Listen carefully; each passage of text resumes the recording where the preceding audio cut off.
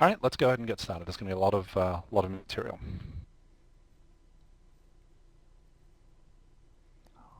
Well, that's kind of freaky, Charith. It's the same URL that I posted 6 times above. But okay. Okay, so this is the agenda. I'll do literally 8 seconds of my background. I promise it won't take much longer than that. The goals of PilotEdge itself, goals of the workshop, and the goals of this specific workshop, and then all about VFR. So the reason I want to talk about the goals of PilotEdge is because it puts, I think, these workshops into a bit more context. Why are we doing the workshops? Why would we put these on, and where do they fit into the service that we offer? Okay, speaker background. 20 years of professional software development, 30 years of an unhealthy obsession with aviation gives you PilotEdge. That's my background. See, I got it done in 3. I guess I have 5 seconds left. I am a private pilot. I fly out of the East Coast. Been simming for a very long time and real-world flying at the same time. And now I've found a venture that lets me combine all of my hobbies into one. Okay, so the goals of PilotEdge. What are we trying to do with it? First of all, is there anybody in the room who is not at least vaguely familiar with what PilotEdge does? I think most people are, but if anybody has no idea what PilotEdge is about, can they either bang their push to talk or just say, I have no idea, something like that? Well, I just came on yesterday, Keith, as you know, and I'm still learning, so I have a basic understanding. Okay, gotcha. All right, so it sounds like everybody's aware that it's a network for practicing interacting with ATC from flight simulators. That's what it does. Now the goals of PilotEdge, and maybe not everybody is aware of this, but the goals are to reduce the time and cost to train real-world pilots. That is why I started PilotEdge. It's also to help raise the bar for situational awareness and the ability to interact with ATC. And the reason I say that is there are plenty of pilots who have their ticket, who got the bare minimum of training, and really are not as safe as they should be in the air. They're not as familiar with the rules, they don't fly often enough, they don't have enough exposure to the air traffic control system, and they're terrified to talk to ATC. So they don't. They don't get flight following, they only go to airports they're familiar with, they only go to non-towered airports, and they don't necessarily do a very good job on the radio, which potentially makes them unsafe with other people. So this is a topic that I'm very, very passionate about. It's not that I like flying into busy airports because I'm just obsessed with talking to ATC. I really enjoy working with ATC and flying in the system because I think it is the safest way to fly. And being in the system, I think, is the way to go. So one of my goals is to allow people to reach that level of situational awareness and confidence in talking on the radio without going through the traditional means of getting to that level. And by traditional means, I mean jumping in an airplane and spending a lot of money to reach that level of professionalism. So in the past, I would say only airline pilots and charter pilots are able to get to that place because they get to fly for thousands and thousands of hours. Well, us poor slobs in the Part 91 world who are paying out of our own pocket for the flying can't afford to get to that level. So that was one of the other goals. It's a very clear goal of mine with PilotEdge is to raise the bar for SA and the ability to interact with ATC. We also want to provide as many learning opportunities as we can for the pilot community, whether those learnings take place in real time on the PilotEdge network or within our forums or people getting together at hopefully PilotEdge user conferences in the future. Hey Josh, whatever you're typing on the keyboard, it's also your push-to-talk key. You may want to fix that because the novelty of that will eventually wear off. So whether these opportunities are on the network or via forums, we want to provide as many learning opportunities as possible, and I think the workshops are a great way to do that. So the fact that everyone's here right now under the PilotEdge umbrella, I think is a pretty cool thing. So those are the goals of PilotEdge. So what are the goals of the workshops? Provide a deeper hands-on understanding of topics required to have an enjoyable PilotEdge experience. I put that, I bolded or italicized enjoyable for a very specific reason. I'm pretty familiar with most of the rules and regs when I'm flying and have a decent amount of experience, and I have a really, really good time almost every time I fly.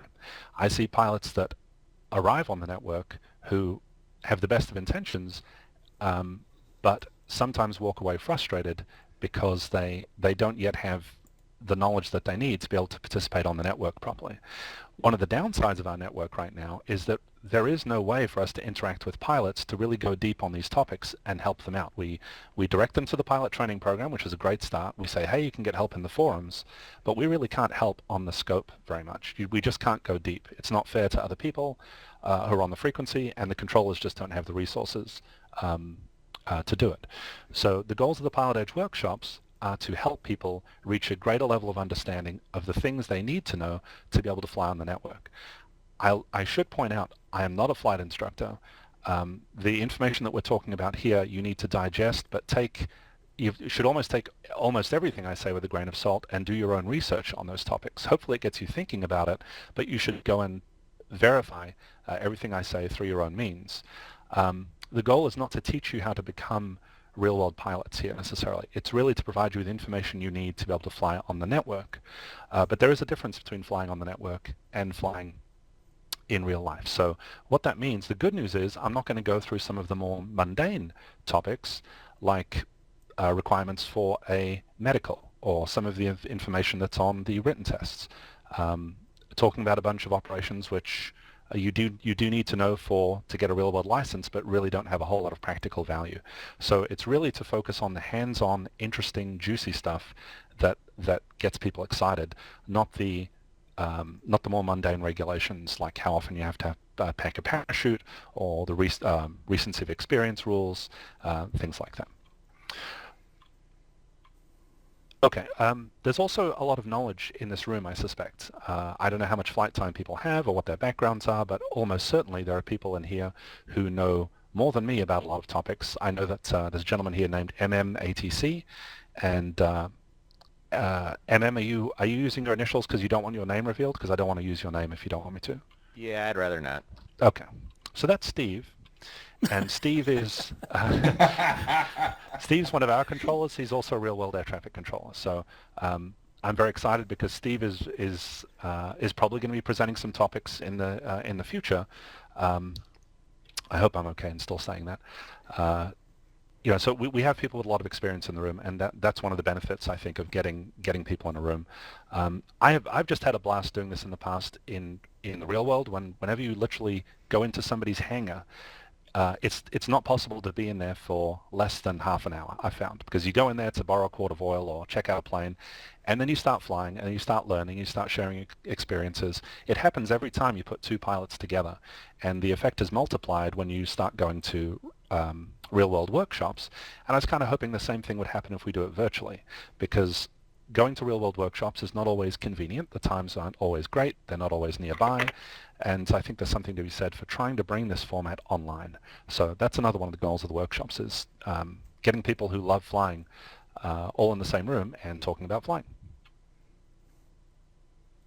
Okay, so we talked about the goals of PilotEdge. We talked about the goals of the workshops on PilotEdge. How about the goals of this particular workshop? Why are we here today and what are we going to cover today? So it's my perception, at least, that VFR is nowhere near as well understood on online flying networks and by simulator pilots as IFR flying is. For reasons I don't yet understand, people gravitate towards IFR. They start with IFR. They start with four-engine jets like a 747, and they like to go IFR from JFK to LAX. And maybe that's a massive generalization. In fact, it is a massive generalization, but I've seen it enough times to know that it's not. I can't be 100% wrong on that one because there are tons and tons of people who do that. So I know how much I love VFR flying, and I know how useful it is for me. I also know that it's how real-world pilots learn to fly first. And so the goal was to try and remove some of the mystery and reduce the fear of flying VFR. I actually want to jump to the third point before the second. There's a lot of elegance, flexibility, and utility of VFR flying that I think people don't understand. It's often viewed as being more complicated than IFR. And okay, granted, in the Los Angeles area, I've said more than once it is easier to go IFR than VFR in some cases. But in most of the country, that's actually not true. It is almost always more convenient to go VFR than IFR. And the second point is an important one.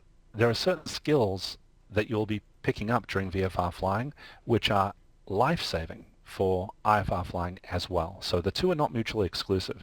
You need to learn to crawl before you run. and IFR is definitely running. It may not seem like it. It may seem like you're doing okay, but the time will come where you'll be asked to do something that you'll have no idea how to do because you never mastered the basics of VFR flying to begin with.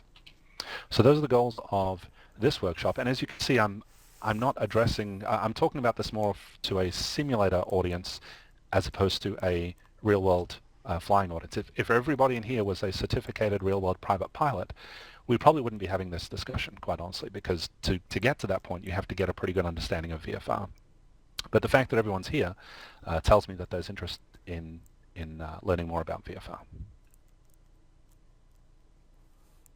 All right, and so it begins. VFR. Well, what is it? There's, broadly speaking, we have VFR versus IFR. VFR is visual, hence the term. It stands for Visual Flight Rules. And no flight plan is required. Apparently I lost a bunch of text there, I'm sorry. No flight plan is required. It's very flexible. You can begin a flight from A to B, and 25% of the way into the flight, you can change your mind and decide you're going to go somewhere else easily. You can also say, boy, that's a pretty town down there, that's a pretty lake, let's go check that out. And without saying a word to anybody, you can change the plan. So I guess it's the difference maybe between being a cab driver where you have to go where the customer wants you to go versus just going for a Sunday drive.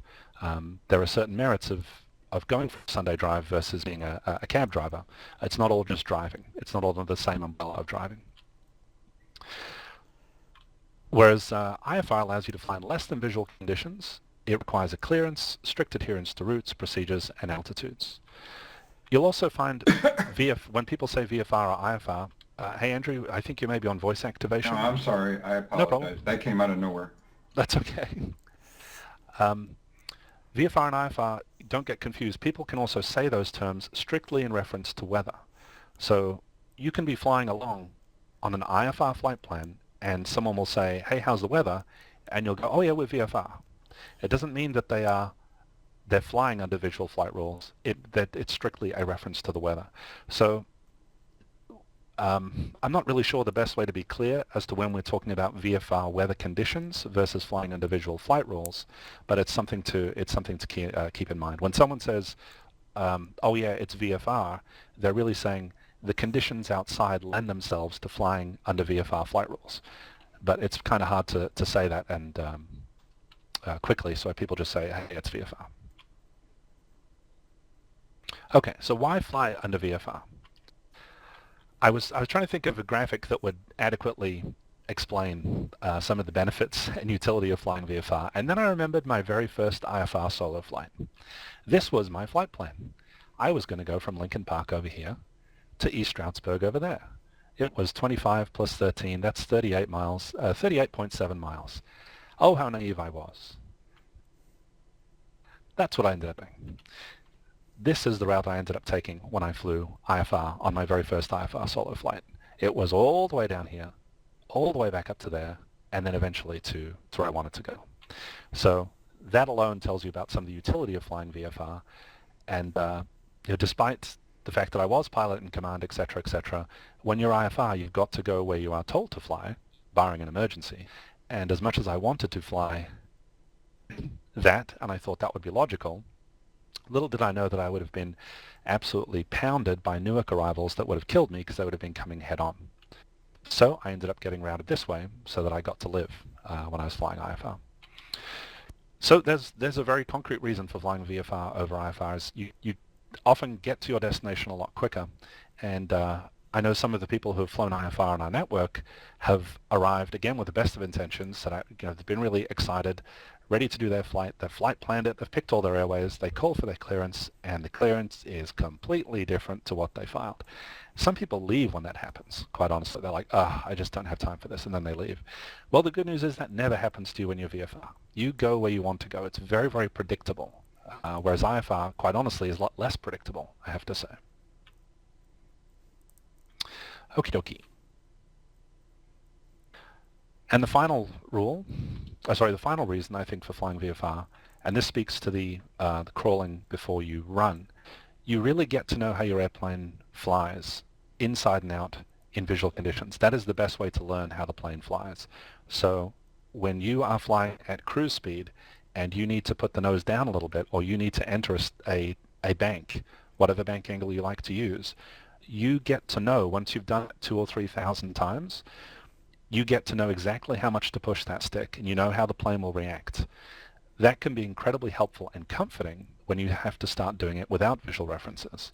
And this has happened to me now several times in my airplane, where I've been arriving at a field that I'm not familiar with at night in not so great weather, and I can rely on the fact that I know my plane inside and out. I know how to enter a bank. I know what happens when I pull the power. I know what happens when I put the flaps down, because I've seen it all before. I've seen it with my eyes, and it's been burned into my brain.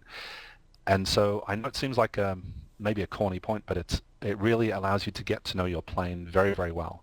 And if you attempt to fly in a plane that you potentially don't know so well in IMC, your workload is going to become higher at best. At worst, you'll get yourself hurt.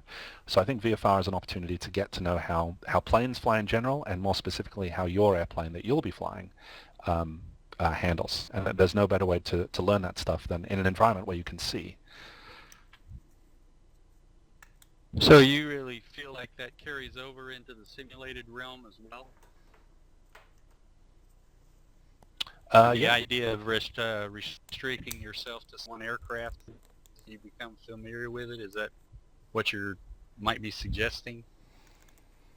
It depends. If you're only going to be doing sim flying, then if you crash because of lack of familiarity with a particular airframe, you don't die in real life. So I'm not going to say that someone who's going to be using a sim needs to subject themselves to those same standards.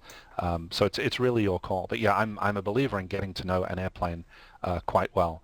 I mean, I had been flying literally the same airplanes in X-plane for the last, I'd say, 6 or 7 years. I've been flying a Learjet, a Beech 1900, a Baron, and a Piper Saratoga, and a Piper Warrior. That's it for 6 or 7 years. When new planes would come out, I'm like, wow, that looks pretty cool, and I'd move on because I didn't want to take on new airplanes. It's only more recently that I've been branching out a little bit more. But yeah, I believe there's value in getting to know the plane very well. Okay, thank you. Okay, so a lot of VFR flying, I know this seems like an odd segue to go from the discussion we just had to jumping into types of airspace, but really, when it comes down to executing a VFR flight, the things which are going to trip you up, generally speaking, the stuff you're going to get in trouble for, the stuff that causes people the most frustration and angst, as far as I can tell, are actually related to airspace. And so that's why I'm jumping into airspace, because so much of what you need to know and so much of where the misunderstandings lie are to do with airspace. Whether it's how to know what type of airspace you're in by looking at a chart, or what's the significance of the airspace that I'm looking at? What do I need to know about it? How is it different from the airspace I was just in 5 minutes ago? So if you can nail, I think this is what it comes down to, if you can absolutely nail shut an understanding of all the different types of airspace, whether you're allowed to be in it, what the weather minimums are, and what does it mean to be in that airspace, then that right there to me is 95% of VFR flying taken care of. So I have to admit, I put this together in a little bit of a rush, but I'm actually relatively happy with it. So what we're going to talk about, and thankfully there are more slides, because otherwise we would just spend the next 2 hours on this slide alone. We're going to airspace is generally broken up. There are actually more technical distinctions than just controlled and uncontrolled. There's regulatory versus non-regulatory, but who cares? Quite honestly, who cares? It's from a practical standpoint. There is controlled airspace and there is uncontrolled airspace. This is probably one of the most misused terms I've ever heard in flying, is actually controlled airspace. When people say, oh, we were flying in controlled airspace, they instantly think that you need to be talking with ATC, you need clearance, you need permission, etc., etc. It's actually not the case. Controlled airspace simply means that ATC does exercise control in that airspace. It does not necessarily mean that they exercise control over you, a VFR pilot. That's generally to do with IFR more than anything else. So all of the airspace types that we're about to look at are controlled airspace, except for one.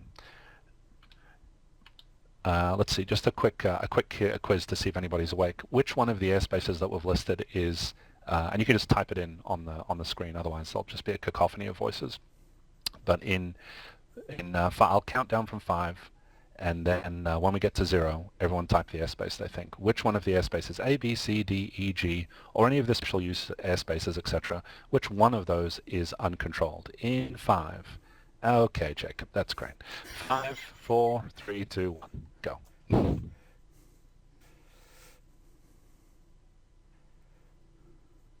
Fantastic. We have a lot to talk about.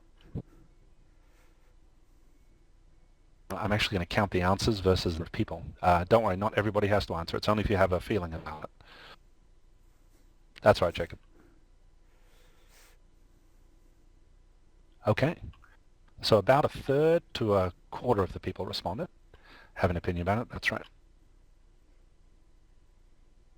Okay. And the answer is G. The only type of airspace that's listed there that is uncontrolled is Class G airspace. Okay, so another term that's going to come up is the word separation. Again, one of the most misunderstood terms I think I've seen in flying. I think I misunderstood it too when I first got started, is the concept of separation. When we say that ATC will be providing separation for you, a lot of people equate that with flight following. And so people are under the impression that when you receive flight following, whew, that's taken care of. Now I don't have to worry about other planes hitting me. And that is not true. When you receive VFR flight following, which is where ATC is essentially looking over your shoulder and looking out to see if you might be about to slam into a mountain or slam into another aircraft, that is done on a workload permitting basis. ATC does not provide you separation just because you're receiving flight following. So those things are completely separate concepts. Do not equate receiving flight following with being separated from other aircraft. Now, practically speaking, it is true. ATC will make that a fairly high priority to make sure you don't hit another airplane. However, if you're VFR on a beautiful day and there is another VFR aircraft getting relatively close to you, and ATC is speaking at 1,000,000 miles an hour to a bunch of planes that are being vectored to the final approach course somewhere else, their priority, as far as I know, and Steve, if you're still listening, Steve in quotes, please correct me if I'm wrong on this. I don't want to be speaking out of turn, but separating IFR airplanes comes first. Sorry, providing separation is way above advisory services. Is that statement correct? And Steve's not now. MM? Say again, I'm sorry? Yeah. Oh, I'm sorry. Well, with the whole flight following thing is, like I said, if we're busy, you kind of drop to a low priority. We will provide you separation between IFR and VFR depending on the type of airspace you are. But, if we're talking 1,000,000 miles a minute and there's 600,000 things going on, IFR does have priority over VFR, and that is a secondary service that we provide. Thank you, Steve. Notice that he mentioned pretty early on that it depended on the type of airspace you're in. So if you're in airspace where ATC provides separation between either VFR and VFR aircraft or IFR and VFR, and we'll talk about each of the airspaces and what separation they do provide, then that's a different story. They're legally obliged to provide the separation. But if you're just trouncing along in, well, I won't name the specific airspaces because that's going to come up in a bit, but if you're in an airspace where they don't provide the separation, just having VFR flight following is not going to guarantee you the separation. So the moral of the story is just because you have flight following, don't start staring at the gauges forever. And I have to admit, I've made this mistake before, even on real-world flights. You get lulled into a false sense of security when you have flight following. It's an extra set of eyes. It's not your only set of eyes. Okay, so I'm just going to look at the questions real quick since we're talking about that. A controlled airport is not the same as controlled airspace. Oh, I see. We're talking about the, one of the Class G airports with a control tower. Yes, yeah, let's not go into that right now. I think there's 4 of them in the country. I ran into 2 of them in the sim accidentally, if you can believe. What were the chances of that? Okay, so we're going to go through each of those types of airspaces and what it means to you as the VFR pilot. One of them is real easy, Class A. You won't believe how little time we'll spend on Class A. That's going to be awesome. And we'll focus on what changes with the different types of airspace. And with each type of airspace, we're going to look at a chart and see how to identify it on the chart. So that's how I intend to tie it all together. Then we're going to talk about special use airspace a little bit. I came really close to not including this at all in the workshop, but it's kind of important. Again, really misunderstood. Fascinating, I think, the special use airspace, because I'm kind of a military aviation buff, so I always wanted to know where they go and do their stuff, and could I go and look at it. So I was all about finding out, okay, yeah, I know it's a MOA, but can I go in it? I'm like, why would you want to? Well, I want to see the planes. So it was a little bit naive, because it turns out that's a great way to get killed. But I really tried to get a good understanding of what are the different types of airspace and can I go in them. And again, it really comes down to that centralized theme of if you understand all the different airspaces and whether you're allowed in or not, or who do you need to talk to get into it, so much of the angst goes away. Because when you have your chart in front of you, say, I want to go from here to here, you can just run your finger along the route of flight that you want. And if you're a master of knowing the rules of the airspace, your flight planning becomes that much simpler.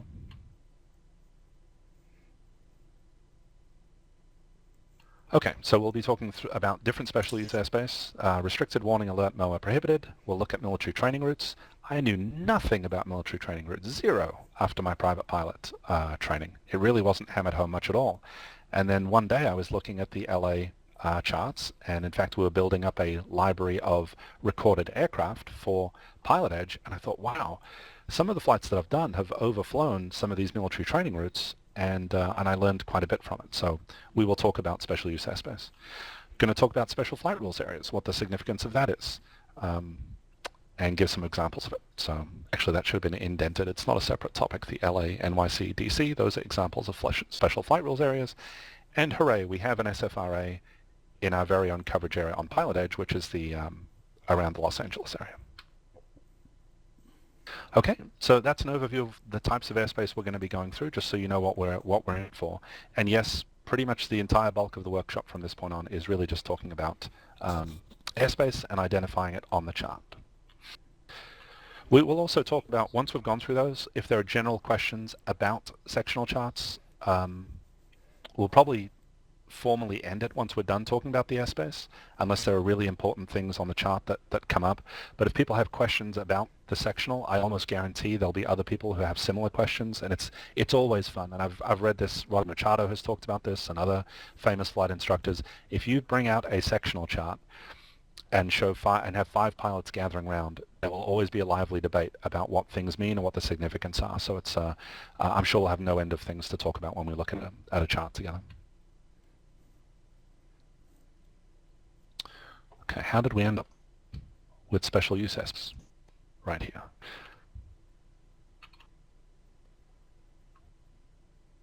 Okay, evidently that was some content which was going to be on its own page, which eventually got merged.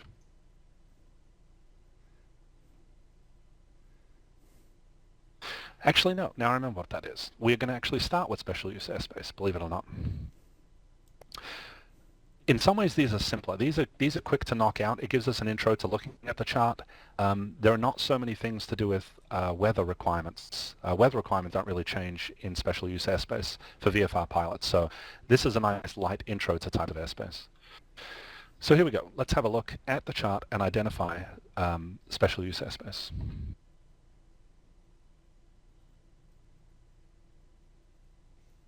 The tool I'm using, by the way, I'm sure most people are familiar with it, but if not, it's one of the best free web applications out there. It has been for quite a while. The skyvector.com site just gets better and better all the time. Has charts for all over the world, low en route, high en route. Those are the IFR charts, sectional charts, fly charts, terminal area charts, etc. So let's go pick an area where I know we can find some of these types of airspace. Let's start with Edwards. Even better, China Lake. So here's here's China Lake, which is a Navy weapons testing facility as far as I know, and home of very, very many F-18s on PilotEdge. If anyone's an F-18 buff, park yourself at China Lake on the ramp, and it's a non-stop air show. Directly below channel is restricted area 2506. You can tell it at a glance because it has this zipper pattern and it's blue, and every chunk of restricted airspace or special use airspace like this has a unique identifier. I was just reading the text there. I'm not sure how we got onto the military training routes, but yes, that is correct. We'll be hitting those in just a sec. So this is what restricted airspace looks like on the chart. And restricted airspace sounds kind of harsh, and it actually is. You're not allowed to fly in restricted airspace when it's active. To find, unfortunately charts are 2D. This is a bird's eye view of what this airspace is. There are a couple of things you need to know before you can make a decision about that airspace is what are its hours of operation? What are the altitudes that apply? Because again, even though this is a 2D representation, as you might imagine, airspace is actually three-dimensional. So it may be possible to go under or over this. You can't tell by looking. That's one of the annoying things, quite honestly, about a lot of special use airspace. The altitudes are not published in the same ways that they are for other types of airspace where you can see at a glance. So you have to do some digging. And here's how you go do the digging. Well, actually, let's talk about restricted airspace. So generally speaking, if restricted airspace is active, unless you have permission from the controlling agency as a VFR pilot, and remember this is strictly VFR, you're not allowed to go in that airspace. So if you want it to be uber safe, absolutely uber safe, you could just completely avoid the airspace. So if you were trying to go from Inyakern Airport, which is over here, where my mouse is, and you needed to go to Terra, which is a private airport right there, you would be well within your rights to just go south to that mountain, east to that road and train line, and then north till you get to Terra. And it is not possible that you could have hit that restricted airspace because there it is visually depicted for you. So that is one way to avoid restricted airspace. The other would be to find out when it's active.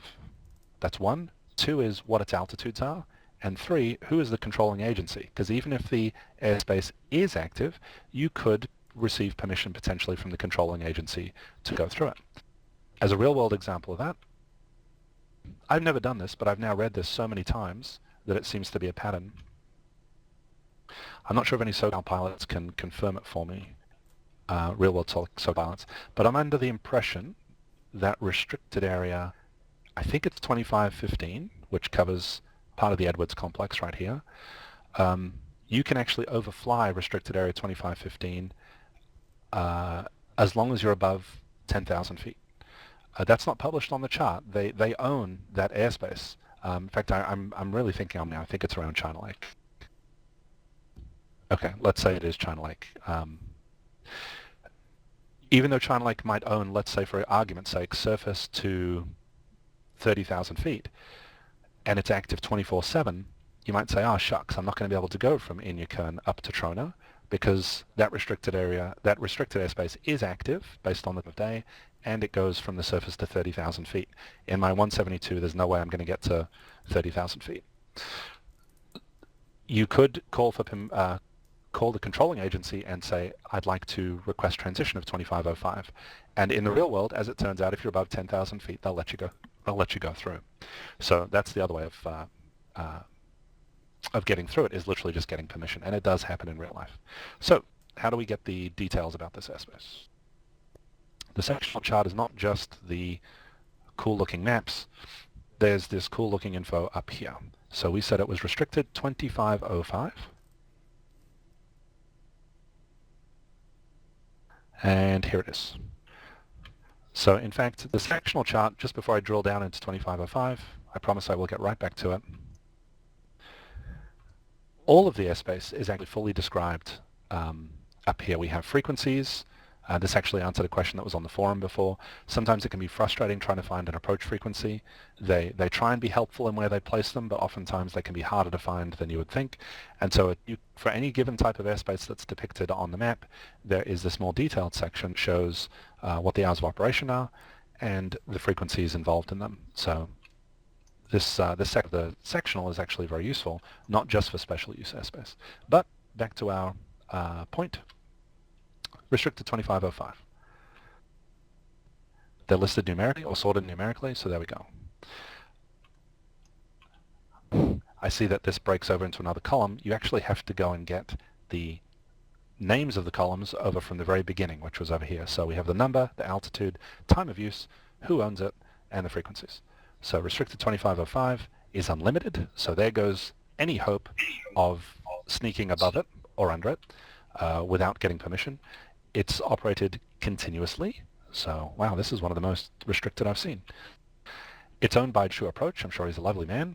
And here are the frequencies you can call him on.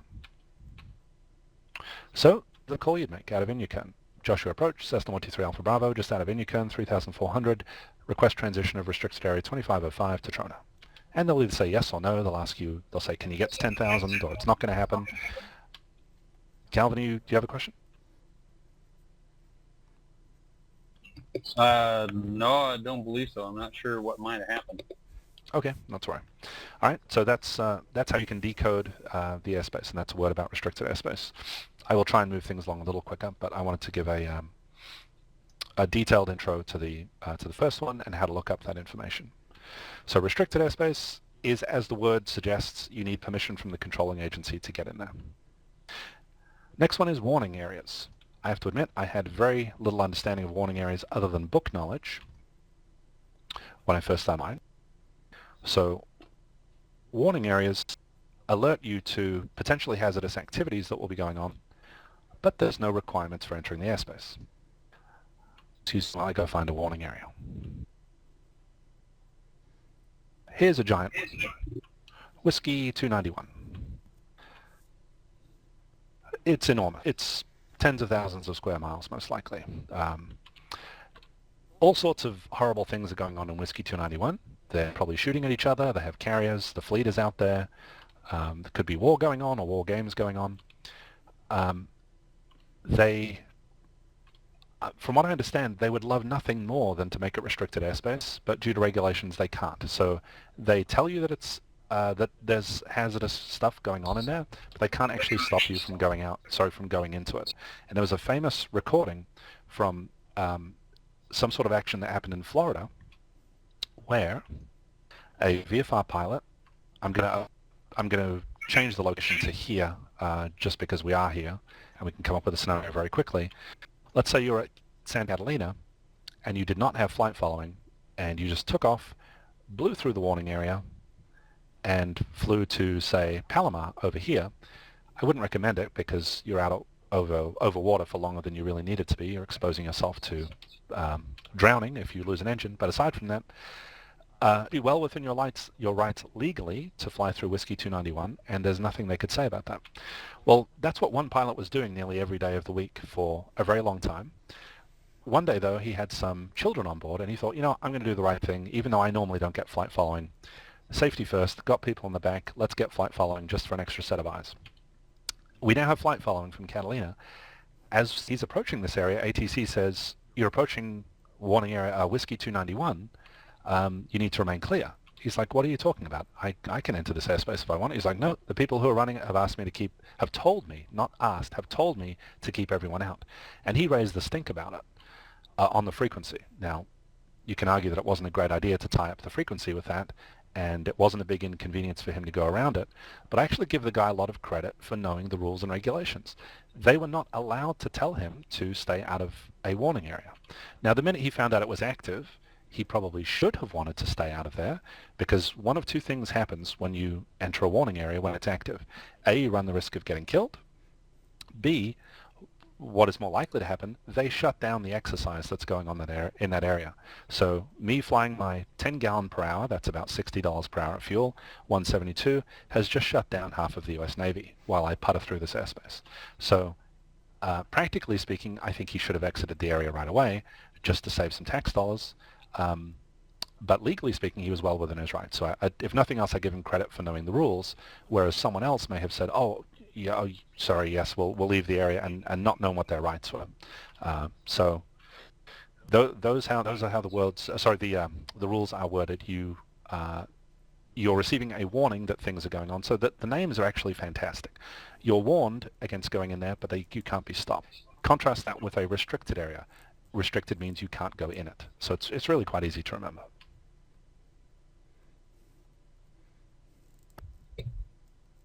Okay, reading some questions. Warning area. Is it helpful to give a heads up when entering one if it was absolutely necessary?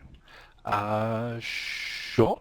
Yeah, I'd say generally speaking, anytime you can let ATC know what your intentions are, especially if you know you're doing something that may shut down the half the U.S. Navy, then yeah, let them know what you're doing for sure. But even if you didn't tell them, when the warning areas are active, they have people who are actively watching that anyway.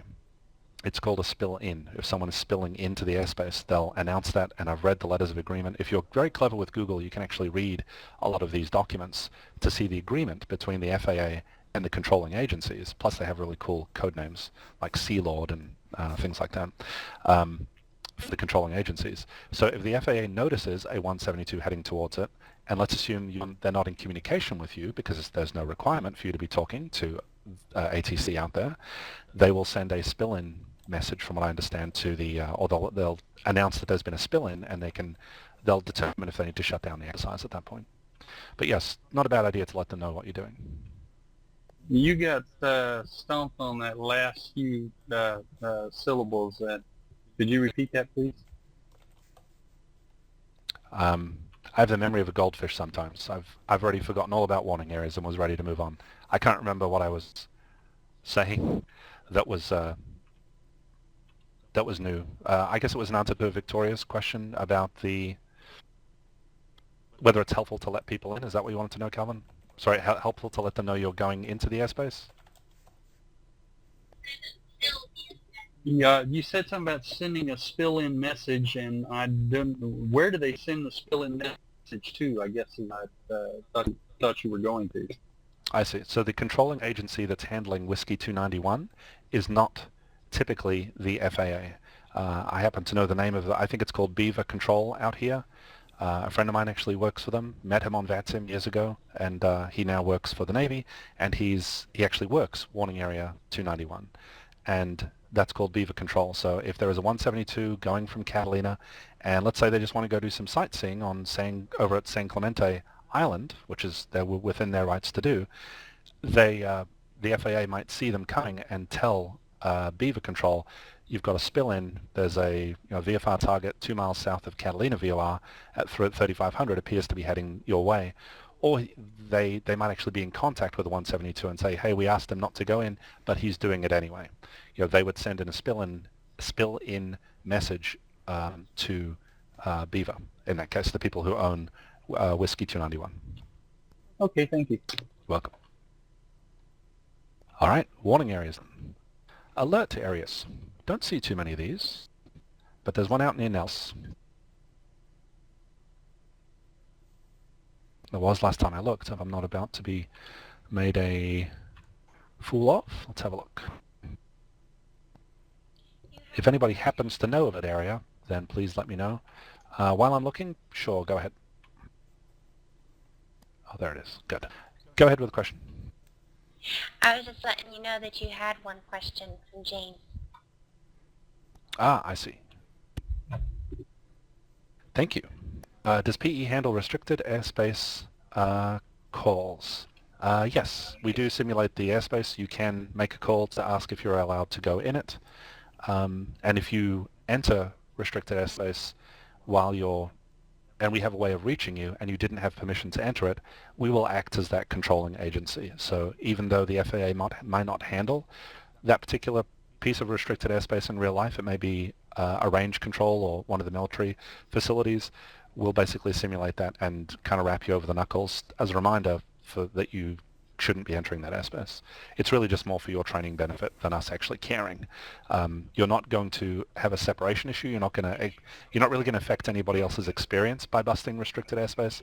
But from a pure training exercise, we'll let you know that you've entered it and you shouldn't have entered it, so that you'd know not to do that on a real flight.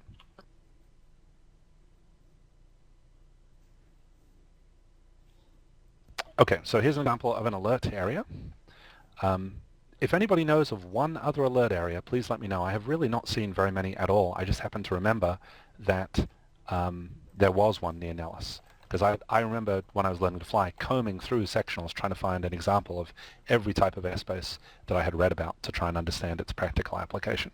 And this one, as you can see, is really focused around something going on at Nellis, because here's Nellis Air Force Base, and it projects out in a triangle, and this is alert area 481, and alert areas tend to have better descriptions on them. So this one says high performance climbs and descents by Nellis Air Force Base training missions.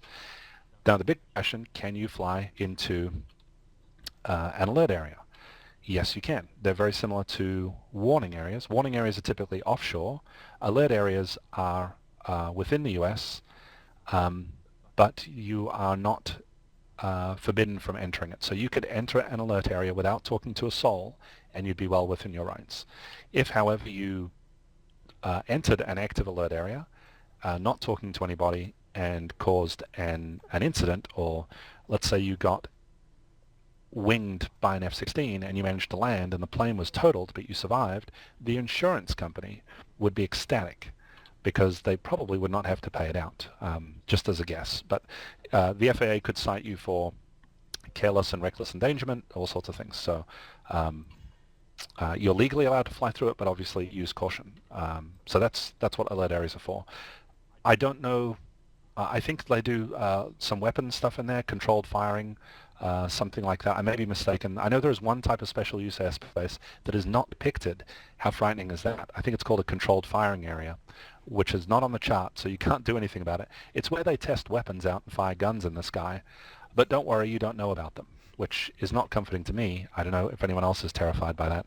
But apparently they watch really, really closely. And if they do see you coming, then they shut down the exercise. So controlled firing areas are not published, but alert areas are published.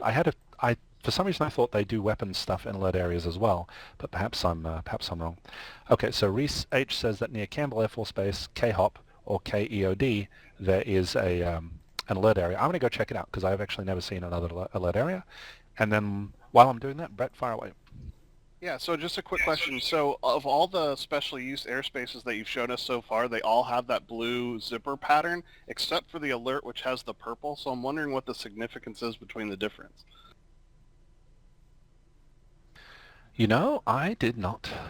That's actually a fantastic question. I just learned something from it. The trend, and it matches the depiction of airports too. Uncontrolled airports, or non-towered airports are purple, and there are no communication requirements for entering them. Whereas towered airports are blue, and there are communication requirements for entering them.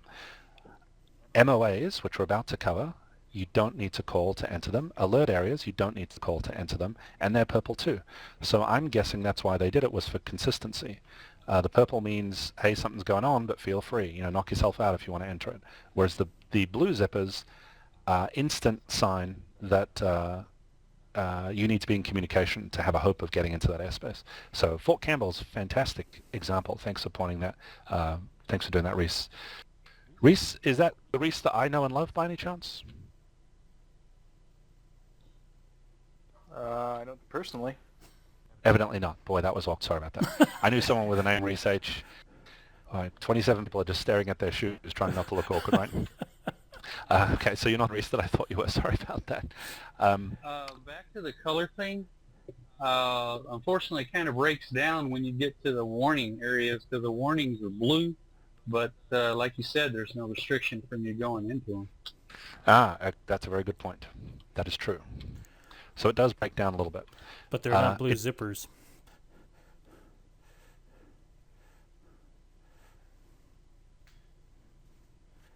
Let's see.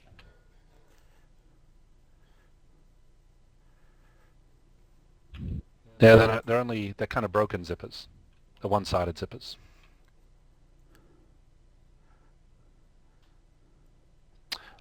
One thing is consistent though. If they're purple, you can fly in them without communicating. In blue, sometimes you can, sometimes you can't. At least that much is true. And Jacob, that's true. Alert areas do seem to be for high volume of flight training. I agree with that. That seems to be a recurring theme. Go back to Campbell again real quick.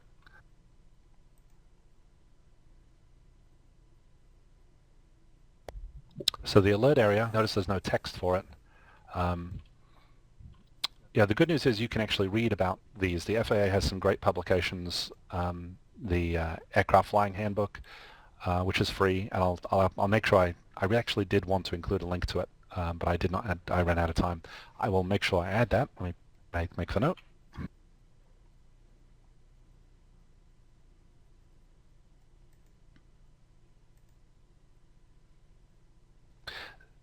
They have excellent descriptions of what goes on in each of the special use airspaces. Okay, so as you can, there's a lot going on around Fort Camp. We've got a restricted area, so you're not going to be going in that. It's surrounded by an alert area. And is there anything more? Yeah, there's a military operations area, which we're going to look at next, I suspect. So restricted we did, warning we did, alert we did, and to the MOA, my personal favorite.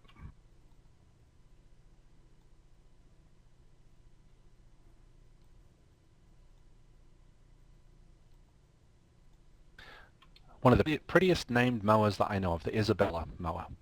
I'm fond of it because it has Kern Valley, which is one of my favorite airports and most favorite scenic areas explained for many years, and it's just a cool name. So MOAs are military operations areas. They're big. They have altitudes associated with them, etc. But from our new purple zipper theme, you're allowed to fly through them. So ATC cannot keep you out of a MOA. There's nothing stopping you from entering a MOA without talking to anybody. But there's operations going on that could be hazardous to your life, and we do replicate that with gusto on PilotEdge. So we have planes blasting around the Isabella MOA, ready to hurt you if you're not careful. So if you ever get buzzed by F-18s in a MOA, hopefully it'll bring home the message that you really don't want to be in an active MOA without talking to ATC. So real quick around the MOAs, you might think, boy, this seems pretty hazardous. There are airports in the MOA. How unlucky is that? The minute you take off from Kern Valley, you run a very real risk of just being stomped by military jets that are blasting through. There are these purple circles here, which are a cutout in the MOA. And you can see these notes here. So let's look at Kelso Valley. It's just a little bit easier to read. MOA excludes airspace 1500 AGL and below. So within that circle, if you're 1500 feet or less, the MOA does not exist. That means that the operations that the military would be allowed to do in a MOA don't apply there. So the MOA allows them to do things like exceed a whole bunch of regulations, such as not exceeding 250 knots below 10,000 feet. Well, when they're in the MOA, that doesn't necessarily apply.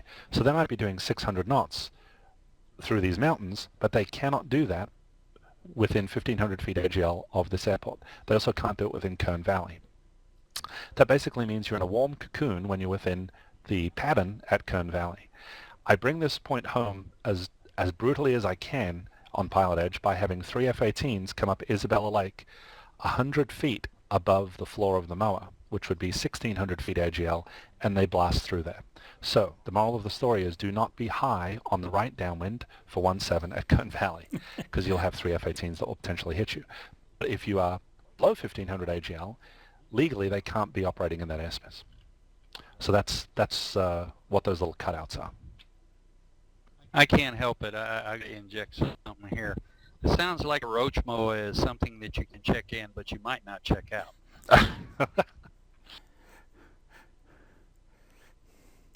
Let's see. Some MOAs are huge. Would you plan a route through one if it is not active? Absolutely. Heck, I'd plan a flight through one if it is active, but I would not do it without talking to ATC. So if the MOA is active, I'd make sure I have flight following and say, hey, this is what I'm planning on doing. They can't keep you out. What sort of activity is going on? Now, if they told me, boy, you're going to be flying right through the hornet's nest, I would exercise better judgment and say, okay, how far would you suggest I deviate to stay safe? And often it's 5 miles, 10 miles, something like that. I actually had that happen on a flight from Dallas-Fort Worth over to Savannah, Georgia.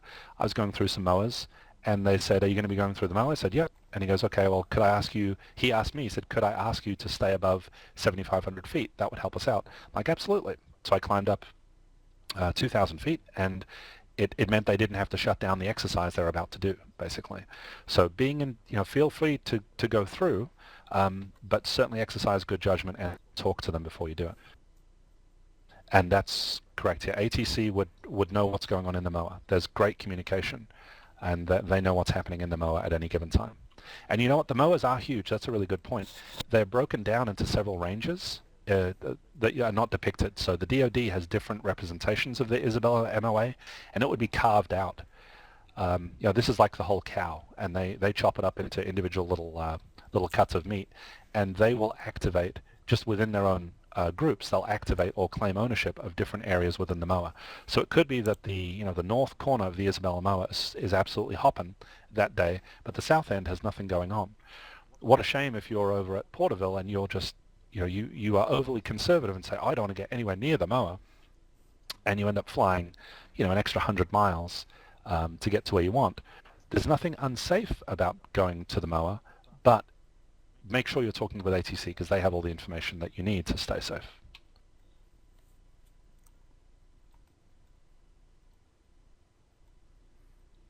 Okay, those are the MOAs, and we have prohibited areas.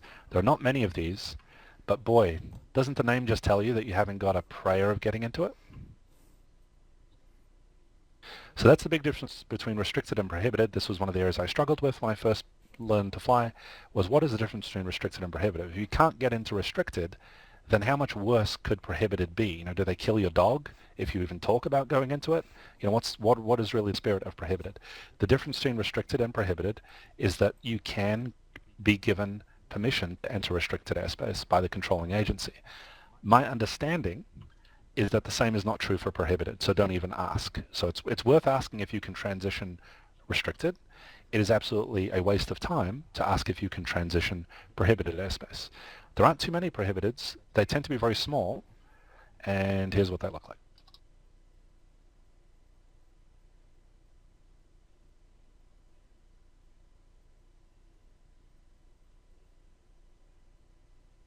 Anyone have a clue what P40 is?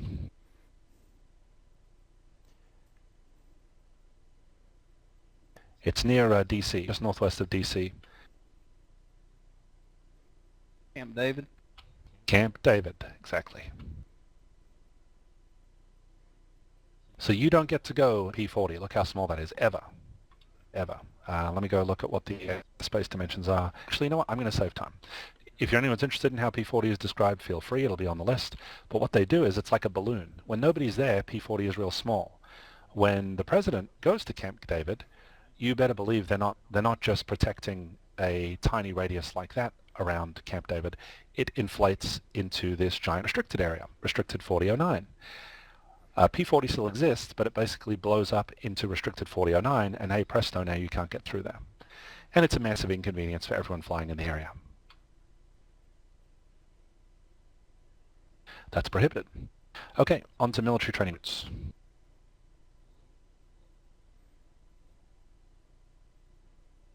I'll try and go a little quicker, so quite a bit to cover.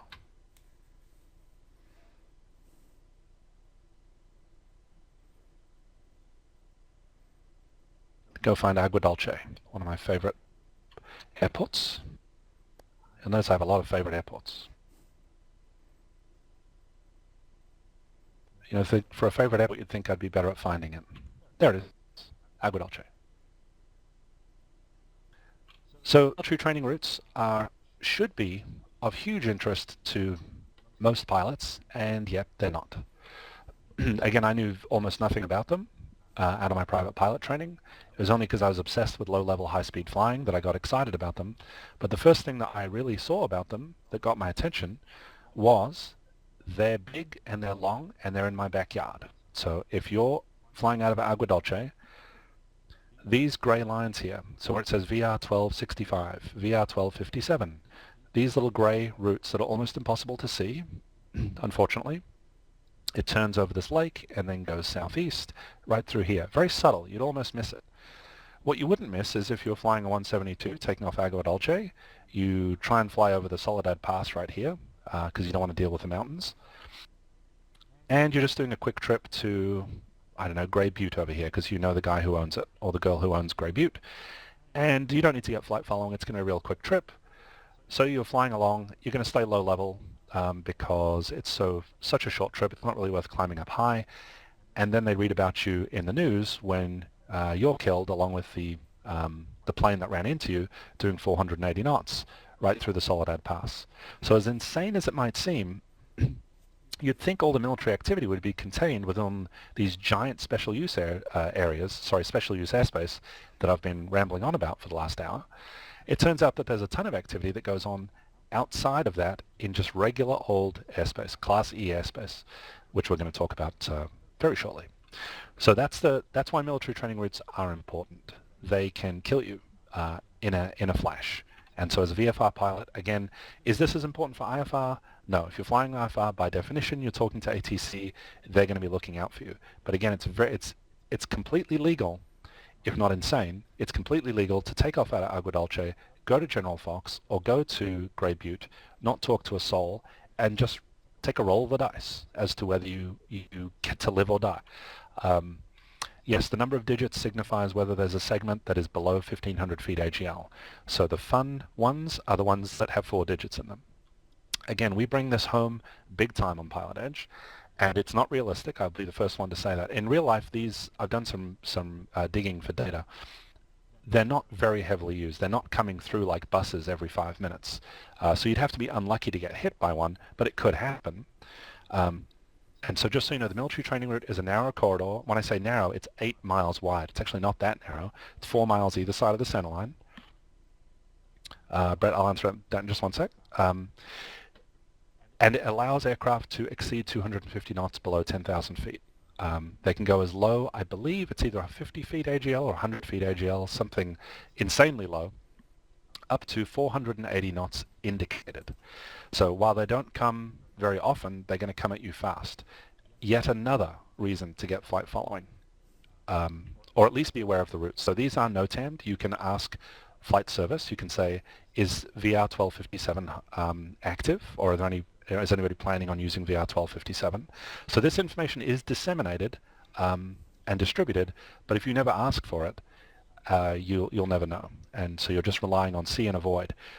When they invented see and avoid, I don't think planes were doing 480 knots on the deck. So you have absolutely no chance, quite honestly, of statistically, of spotting a plane that's coming at you at 500 knots. Your chance of seeing it in time is really not great. So that's why I wanted to bring up military training routes. Again, they're not heavily used, even though there are a lot of them. My understanding is they're not heavily trafficked, but when there's something on it, boy, it can kill you in a heartbeat. The way we bring that home on PilotEdge is by upping the frequency of activity. So VR 1257 and 65 have planes coming through them literally every 5 minutes in flights of 3s and 4s. So that really brings the point home. Okay, let's see. Yes, Moon saw F-18s on PilotEdge screaming. I know, it's awesome, isn't it? Do they always start with VR? Great question. There are VFR training routes, military training routes, and there are IR training routes, IFR training routes, and they begin with IR. So here's IR 200, and here's VR 1265. I actually got to experience for the very first time, I got to hear the ATC calls of an aircraft entering an IR route. It was a C-17, again near Savannah, Georgia, and I could only hear one side of the conversation. Unfortunately, I could only hear the ATC side of the conversation. But I heard them speaking to a C-17 that was going to be entering the training route, and ATC asked him or her what the times would be along various points of the route. And I later asked an ex-military pilot, why was ATC asking what the times would be along the route? Surely they would just they'd have them on radar. And he goes, no, those routes are flown at such low levels, they often go below radar coverage.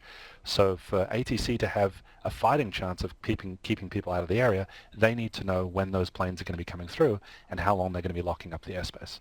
So I did get to hear at least the IR part where they receive a clearance to fly, because that can be flown in bad weather, obviously. Whereas the V routes are strictly VFR routes. If it's a 4-digit number, it means there's a segment below 1,500 feet, so it's a low-level route, in quotes. If it's a 3-digit number, it's above 1,500 AGL, which would be a higher altitude route. And yes, you can ask, Moon's asking, who do you ask, flight service or ATC? You can ask flight service when you're getting a briefing on the ground. You can ask flight service in the air if you're talking to flight service, or the most practical thing to do is just talk to ATC when you're receiving flight following and say, hey, we plan on transitioning the Soledad Pass. Can you tell me if VR 1257 is hot today? And they'll tell you.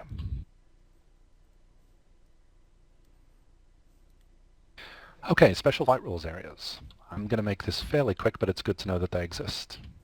So these are actually regulatory. First of all, here's what one looks like.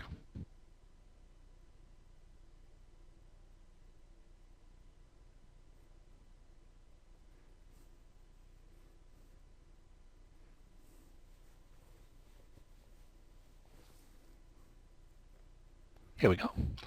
Boy, isn't this a simple diagram? Don't you just love flying VFR on the East Coast? Okay, so this is the Hudson River corridor. And boy, I really picked the wrong one, didn't I? This is almost impossible to see. See, Andrew, thanks for... Thanks. Sorry I couldn't stay on, Keith. That's okay.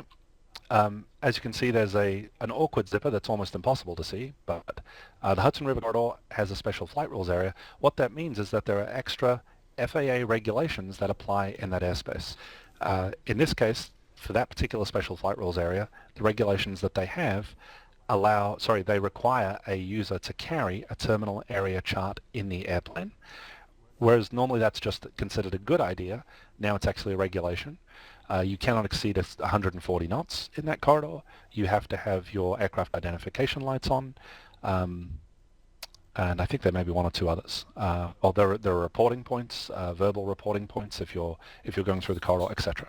So there are chunks of airspace where they either add or remove rules for operational benefit. So in this case, they added rules when the plane collided with a helicopter over the Hudson River. That was when this special flight rules area came around. So they can be more restrictive in the sense that you have to do things, carry extra charts or receive training, etc. In other cases, they can be less restrictive. Here's an example of one that's less restrictive. Let's look at LAX. I thought the special flight rules area was depicted visually, but it's not. So we'll scout for now.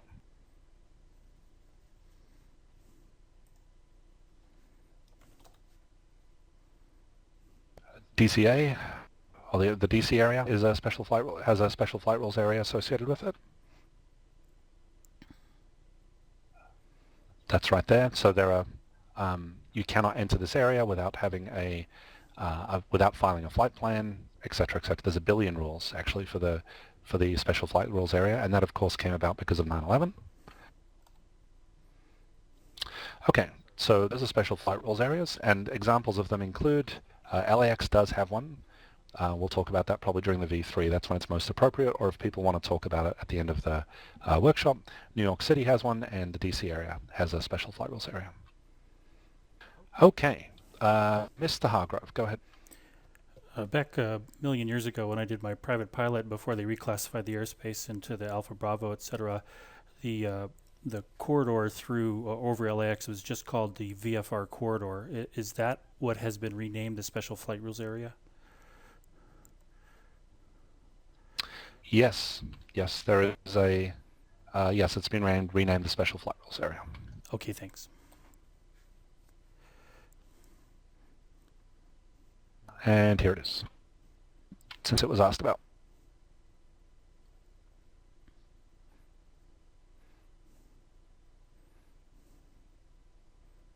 So there is the depiction of the Special Flight Rules Area and why it's considered a Special Flight Rules Area, or why it needs to exist, is because it's allowing you to punch through Bravo airspace without talking to ATC.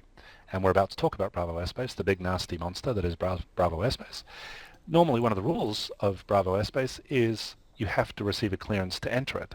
So if you're going to fly your plane through this Bravo airspace, the only way you could not talk to ATC if there was an exception in the regulation which allowed you to do it, hence the need for a Special Flight Rules Area.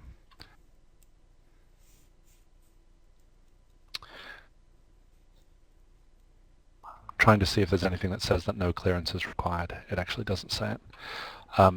Okay, so that is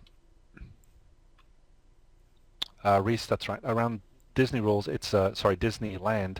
There's another type of special use airspace, which is a temporary flight restriction. You know what? I'm sorry, Brett. I said temporary flight rules. That's way off. It's temporary flight restriction. That's what a TFR is, and it's it's a permanent TFR. So it's a permanent temporary flight restriction around Disneyland.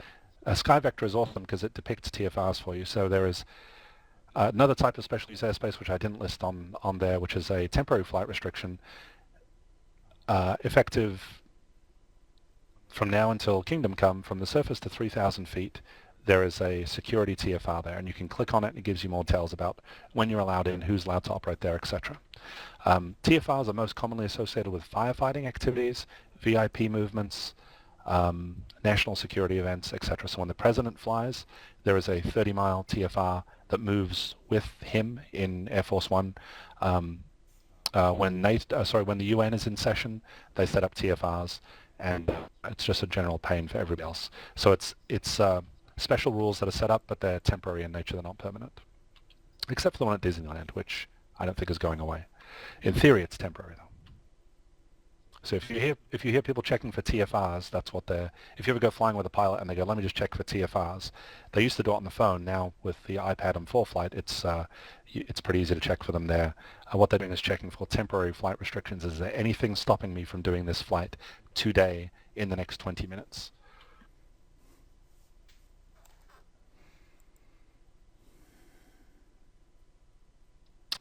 Comrade, yes, I do know how to pick up the MOA information, and because the answer is only 10 seconds long, I'll just tell you. If you hold your finger down, do a long click anywhere within the MOA, then the little pop-up that comes up that allows you to specify if you're looking for airports, nav aids, waypoints, etc. I think there's a general tab. It'll tell you what airspace that's in. It'll give you the altitudes, controlling agency, etc.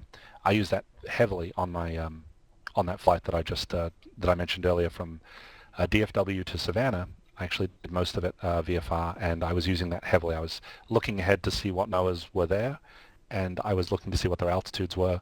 In lieu of having a paper chart, that's one of the things with electronic flight bags. It's not just about having the map. It's also about having that information that was on the outside ring as well. So yes, you can do that. Cool. All right. Any questions about special use airspace?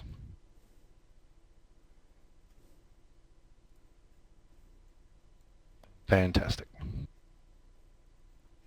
All right, so we'll start with them. Now we're going to go through each of the types of airspace and how to find them on the chart. Class A airspace, I listed that one first because it's so simple. It's you're only going to get into Class A airspace outside of emergency if you're IFR, and it exists above flight level 180. Bonus question, what's a flight level and how's it different from an altitude? We should probably have that one typed.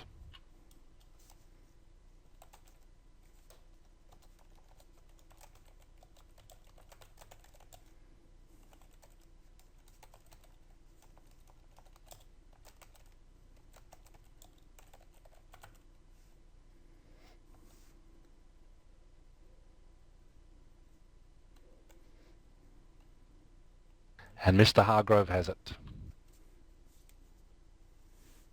So that's an excellent guess. Are they in segments of 1,000 feet?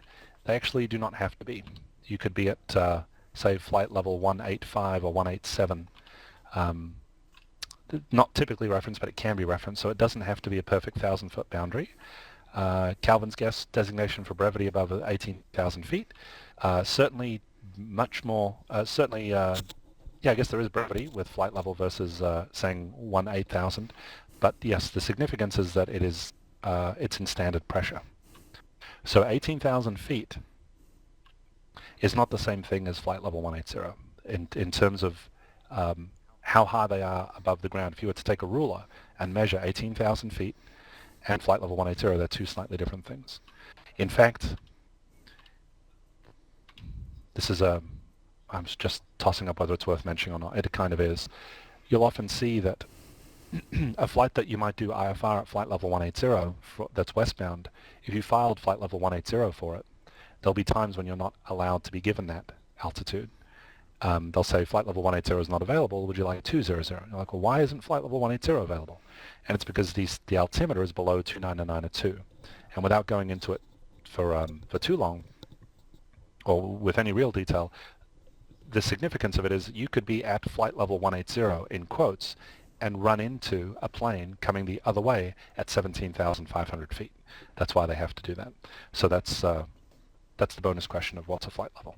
So it's what your altimeter reads when you set the altimeter to 29902, and anytime you're above what's called the transition altitude, which in the US is 18,000 feet, you have to use flight level. So ATC will refer to it as a flight level, and you will have to set your altimeter to 29902 by law.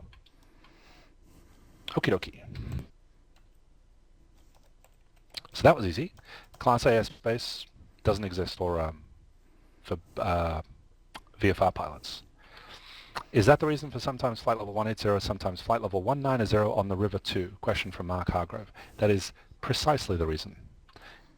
And in fact, you'll sometimes hear a pause in the controller's voice, and now you can smile knowingly and nod sagely, knowing that you know what's going on behind the scenes.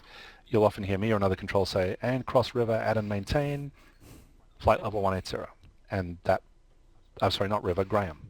Cross Graham and maintain flight level 180. That's us scrambling to check the LA altimeter to find out if it's below 29902 or not. If it's below, you're not going to get 180, you're going to get flight level 190. Alright, so we're going to go through the airspaces, the remaining airspaces, which is Bravo, Charlie, Delta, Echo, and Golf, as quickly as we can. And so we're going to start with most restrictive to least restrictive. It's probably the easiest to attack them. So Class A or Class Alpha is about as restrictive as it gets. You're not going into it as a VFR pilot. Class B, busy, is the most restrictive form of airspace that you will be flying in as a VFR pilot. Let's go find one. Let's go find one that doesn't look like a complete train wreck. Hang on. Beautiful. A study in precision. The Las Vegas Class Bravo airspace. You'll often hear referred to these as the inverted wedding cake. Just because they're circular shape. The LA one is like a wedding cake that fell off the truck and got ran over by a couple of trucks. It's all deformed and misshapen. But the Vegas Bravo is much more clear. So Class B airspace does not exist in very many places. So the more restrictive it is, the less abundant you'll find that it is. But as a Class B pilot, it's very common to find people who think you can't fly in Class B airspace. So let's see, I'm trying to work out the best way to attack this. Let's talk about what it looks like so that when you're looking at the map, you know which airspace, where we're talking about, as opposed to leaving that till the end. So Class B airspace is depicted by these blue shelves. It's a solid blue line like this, and within each of the shelves, there is a depiction of again, airspace is 3D. There's a depiction of what the lower altitude and upper altitude limits are, MSL for that airspace. So you'll see a pattern that emerges. Let's start at the outer rings of the Vegas Bravo. Actually, before I do this, there's a chance that I'm preaching to the choir. Is there anybody in the room who, and please tell me, don't be afraid, is there anybody in the room who doesn't already know, A, what the Bravo airspace looks like, and B, what all the numbers mean?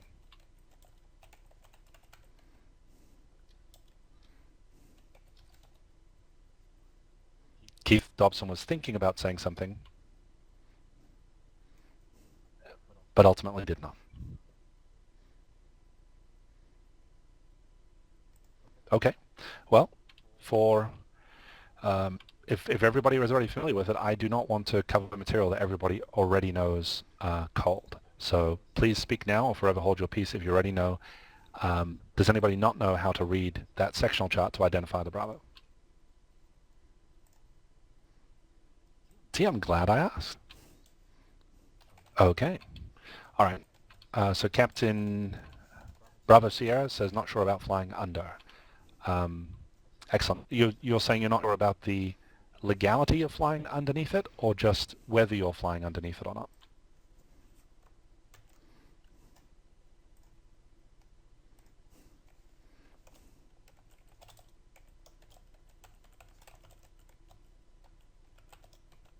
Sorry, it's so long there, lost my desktop. But I guess my thing is not sure about you're around the outer edge and you're flying well below the shelf, approaching when you must go ahead and make contact with ATC. Awesome. That's a incredibly practical, useful question. Thank you. So your question is not what do the numbers mean? It's you're just not sure about the legality of flying underneath it, correct? That is correct. Okay. Fantastic. So if you are at 4,999 feet, you are not inside the Bravo airspace where my mouse is. So the rules that apply to, for example, communication requirements of being within the Bravo do not apply. So let's talk very, very briefly about the communication requirements. And again, this is where different types of airspace vary. One of the ways in which they vary are the communication requirements for entering it, and for a Bravo. Not only do you need to be in two-way communication, I didn't state that, I apologize, it should say requires two-way communication, it also requires a Bravo clearance. And everyone is provided separation. So IFR is separated from IFR, IFR is separated from VFR aircraft, and VFR are separated by VFR. It's actually the only type of airspace that I can think of the top of my head where VFR is separated from VFR. What that means is that ATC is legally obliged to make sure that you do not run into another VFR aircraft. That doesn't happen anywhere else but inside the Bravo. You have to be a private pilot or above, or you have to have an endorsement for your instructor to fly in it. You have to have a transponder that's operational and on within 30 nautical miles of the Bravo, even if that is further out than the Bravo extends. And you'll see that mode val. Don't worry, Captain BS, I'm absolutely going to answer your question. Here is the Mode C veil, so people will sometimes see that and confuse it with the airspace itself. It's not a distinction of types of airspace. It's simply, this is telling you where the 30-mile ring is from Las Vegas, and you have to have a Mode C transponder that's functional. So to go flying around in this part of the Muddy Mountains, you sure don't have to talk to anyone, but you need to have a functioning Mode C. You need to have Mode C capability on your transponder. Keith, sorry to interrupt, but I'm not sure if it's on my end, but the presentation got really small on my screen, and I can't really what you're pointing out. Okay, thanks. Is the presentation really slow for anyone else? I'm just moving my mouse around the Muddy Mountains in a slow circle. It looks fine here. It's not slow. It's just shrank down to about a 2-inch square. Oh. It may be on my side. Okay. You want to see if you can maximize that somehow? Oh, Mark, thank you. Go ahead and continue. I don't want to hold it. Okay, we'll do. Mark, thanks for that. I'll click on that link fairly shortly, I think, to see it in 3D. That could be helpful. So the significance of the Mode C veil is that ordinarily, if you're outside of the veil, you could fly without functioning Mode C capability. Mode C informs ATC what altitude your airplane is at, even if they're not talking to you. If you're on the east side of the Muddy Mountains, you don't have to have that capability. If you're on this side of the Muddy Mountains, inside the 30-mile veil, you must have a Mode C transponder, unless you get a waiver from ATC by calling ahead of time, etc., etc. And the reason for that is even if they're not talking to you, they sure would love to know if you're at 5,000 feet or 8,000 feet or 2,000 feet when they see a VFR target out there. If they do not know your altitude, then how are they going to keep these 747s, which are depicted here, they're showing you the flows, the traffic flows, from hitting you? So that's the reason for the Mode C veil. Outside of the Mode C veil, you might say, well, if I'm above, if these jets are up at, say, 12,000 feet, and I'm at 11,500 feet, wouldn't they need me to, wouldn't they need to see my altitude then to ensure that I don't hit someone, or that those jets don't hit me? And if memory serves, you need a Mode C transponder if you're going to fly above 10,000 feet, period. So that's the reason for the Mode C veil. It's that if you're outside the veil, you're probably only a threat to jets that are high up because the jets start high and get low as they approach the field. So if you're outside the veil and below 10K, they don't care. If you're outside the veil above 10K, they do care, but you have to have a transponder anyway because you're above 10K. If you're inside the veil, and then they care. They care what altitude you're going to be at. So that's the reason for the Mode C requirement. And let's see, we'll talk about the, I'm going to skip the weather minimums for now, actually, if that's okay, just for time. But that's absolutely critical for real-world flying. It's kind of less critical for right now, but I'll make a general reference to weather at the end. Brett, you're going to be next. So Captain BS, to answer your question, you can absolutely fly underneath the Class Bravo airspace. You can fly over it, you can fly under it without talking to a soul. The only restriction that you need to be aware of, and some people are not aware of this, if you're under the Bravo airspace, you still need to know the rules of the Bravo. This is honestly more for a practical real-world flying site, but I will mention it because it's kind of interesting. If you're under the Bravo, there is a speed limit of 200 knots. So if you're flying at 4,500 feet underneath this section over here or any other section, you're not allowed to fly more than 200 knots as opposed to the regular 250 knot rule. So it's kind of interesting. Even though the Bravo goes from 5 to 9, you think, well, if I'm at 4,500, this Bravo does not affect me at all. And in actual fact, it does affect you because some of its rules go all the way down to the ground to do with speed, for example. But no, there are no communication requirements to fly underneath the Bravo or above. And I have used the above several times. I actually used it on the way home from, again, Savannah to New Jersey recently. I flew over the Philly Bravo. I was 500 feet above the Bravo, and I did not need clearance. I could do anything I wanted. As it turned out, they asked me to turn, and I was nearly going to say, you know that you can't actually make me turn, right? I'll do it if it helps you out. But I just shut my mouth. I said, sure, we'll turn left 20 degrees. And about 2 minutes later, a jet came right through the corridor that I was flying through. So did I legally have to oblige? No, but the controller had my best interest at heart. He didn't want me to get hit by a plane out of there. So again, flight following is always a good idea. But no, you can go under, you can go over, in which case the Bravo, 99% of the rules of the Bravo won't apply to you. Certainly the communication requirements will not apply. Brett, go ahead. So yeah, I have two questions, one that's super quick and one that I don't know if it's applicable to the conversation, so you can choose not to answer it or not. So with all the levels in the Bravo, are those considered flight levels? So those are the non-moving kind? And then my second question is, when they give you clearance to fly into the Bravo, is there a rule as to how fast you have to get to the level that they want you at? So if they give you clearance to fly at 6,500, is there a rule as to how fast you have to get to 6,500 when you're underneath? What a great question.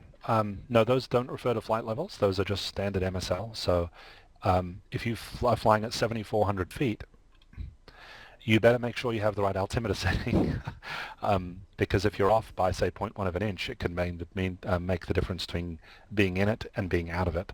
Now, practically speaking, for that reason alone, they actually give you something like a 200-foot buffer from what's published there before you could get violated.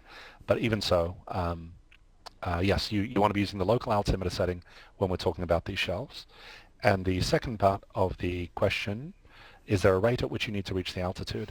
Kind of depends on how they phrase it. If they say enter the Bravo airspace at 8,000, let's say you want to transition at 8,500, you're not comfortable going to 10.5 either because there's clouds or oxygen, your plane just won't get up there, whatever the reason is, and you're trying to transition from up here to somewhere southwest of Vegas, and they say enter the Bravo airspace at 8,500, you cannot be entering it at, say, 9,000 in the descent. So it really depends on how they phrase it. But if they say, clear to descend through the Bravo, then maintain 8,500 in the Bravo, something like that, then it's like any other descend instruction from ATC. You're expected to comply with it as expeditiously as you can within the operational limitations of your plane. So you want to try and climb and descend as quick as you practically can, but don't overheat the plane doing it. Don't make your passengers sick.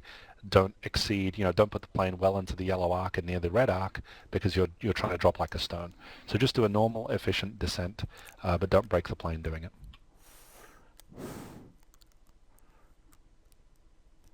I have another question. Actually, Calvin, does the mode C veil apply in reference to the Bravo? Do they go all the way to the ground? No, great question. It's you'll notice the mode C veil covers airspace which is outside of the Bravo. So there's the answer to that question immediately. It's not just the Bravo airspace itself or the shelves. It's any altitude from the surface to 10,000 feet. Within the mode C veil, you must have a working mode C capability. Captain, fire away.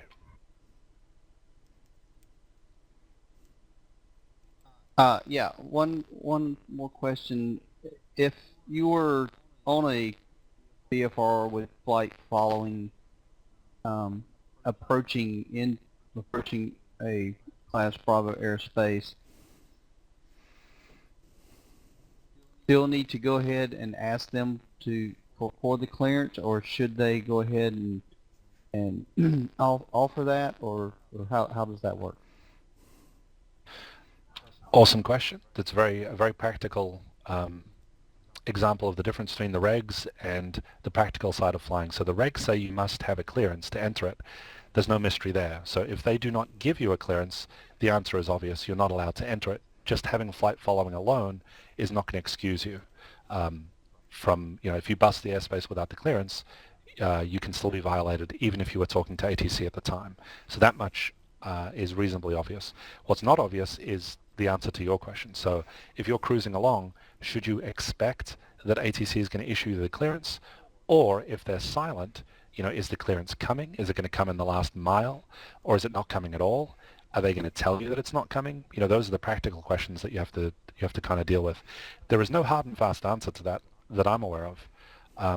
Practically speaking, if you have communicated what your intentions are, so hey, I'm going to go VFR direct from, we're going to take Route 15 at 8,500 down to wherever. If you tell them that, practically speaking, they're going to know that you're looking for the Bravo clearance, and they will most likely proactively issue one to you. If they do not, though, then it falls on you. It falls on you to get it. If you're approaching and you haven't got it, I would ask them and say, request Bravo clearance. I've even had controllers actually tell me to maintain an altitude.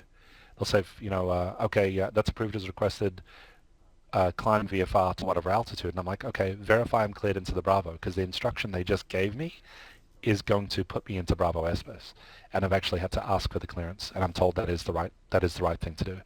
Because just an implication that you should climb to an altitude doesn't necessarily mean you can enter the Bravo while doing it. An example of that is around Teterboro in New Jersey, where that's when I got the climb. I wasn't sure if he meant climb to avoid the Bravo, or it's kind of hard to explain, but the way the airspace was segmented, there was a way I could comply with that and avoid the Bravo, but it would have been much easier to climb to the altitude he mentioned, and in doing so, hit the Bravo. So I asked for the explicit clearance. He's like, yes, cleared into the Bravo. So yeah, that hopefully that answers the question for you.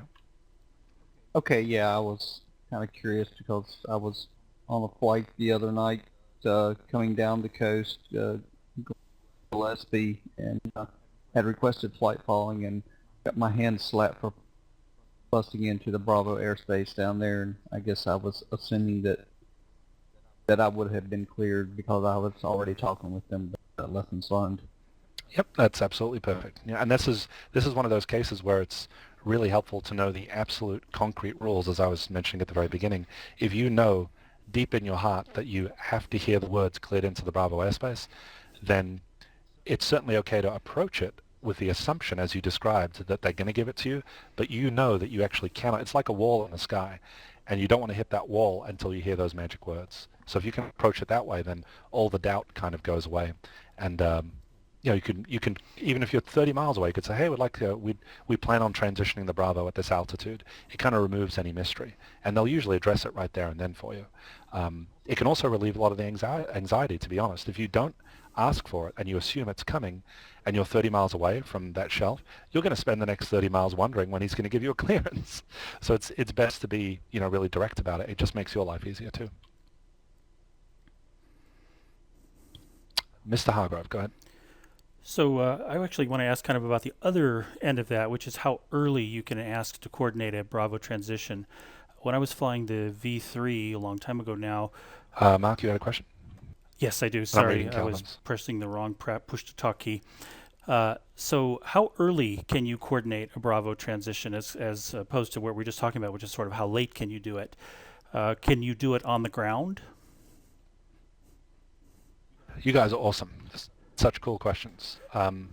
Yes, you can coordinate it on the ground, and I've warped on over to San Francisco to my old stomping grounds where I learned to fly, and here's where I did my first Bravo transition, and it was without an instructor in the plane after I got my private.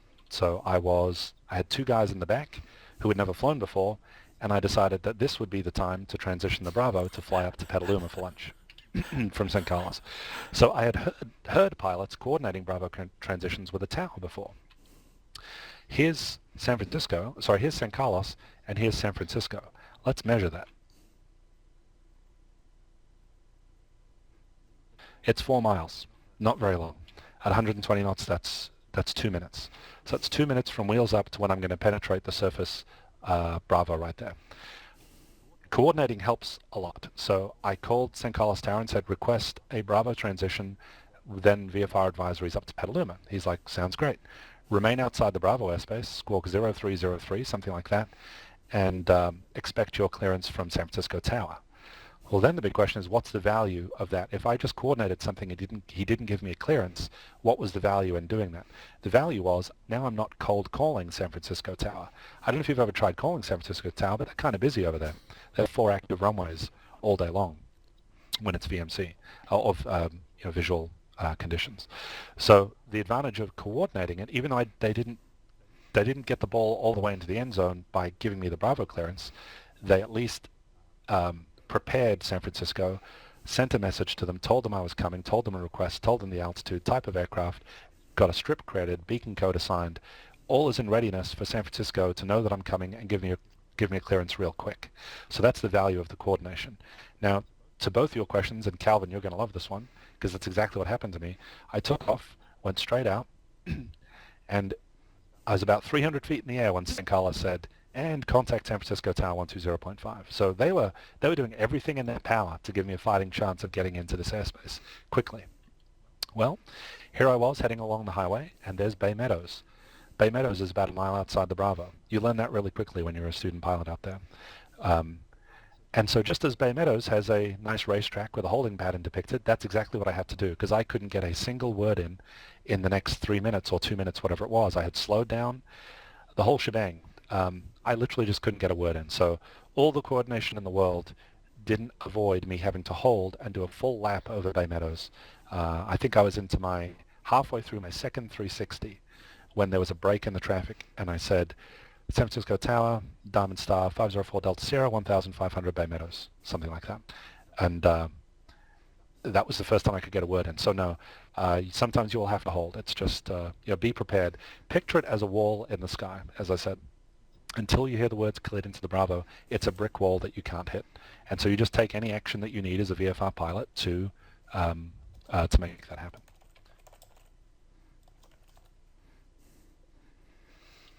Boy, that generated a lot of questions. I'll start with these ones. Should you always declare a holding pattern? No, not really, because your VFR, I could have done zigzags, I could have done S-turns, I could have gone and buzzed this reservoir while I was waiting.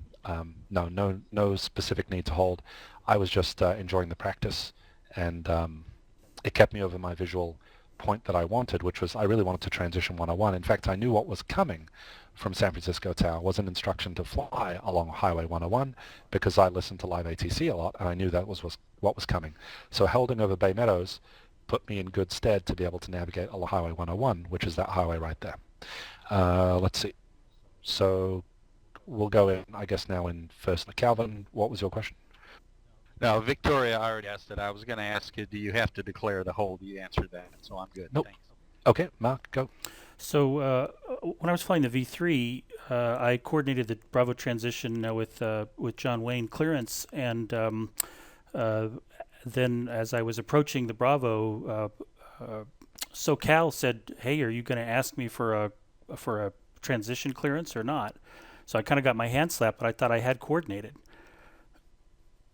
Yep, sounds like a mistake on our end, quite honestly. Yep, Okay. you can try and coordinate on the ground. If the approach controller, if the tower controller never told the approach controller, hey, this guy is heading 220 out of below 2.4, he's looking for the coastal route. If that coordination never happened, then the approach controller, the SoCal controller, doesn't know what it is you want to do. So you had the best of intentions, and in that case, we made a mistake. Gotcha.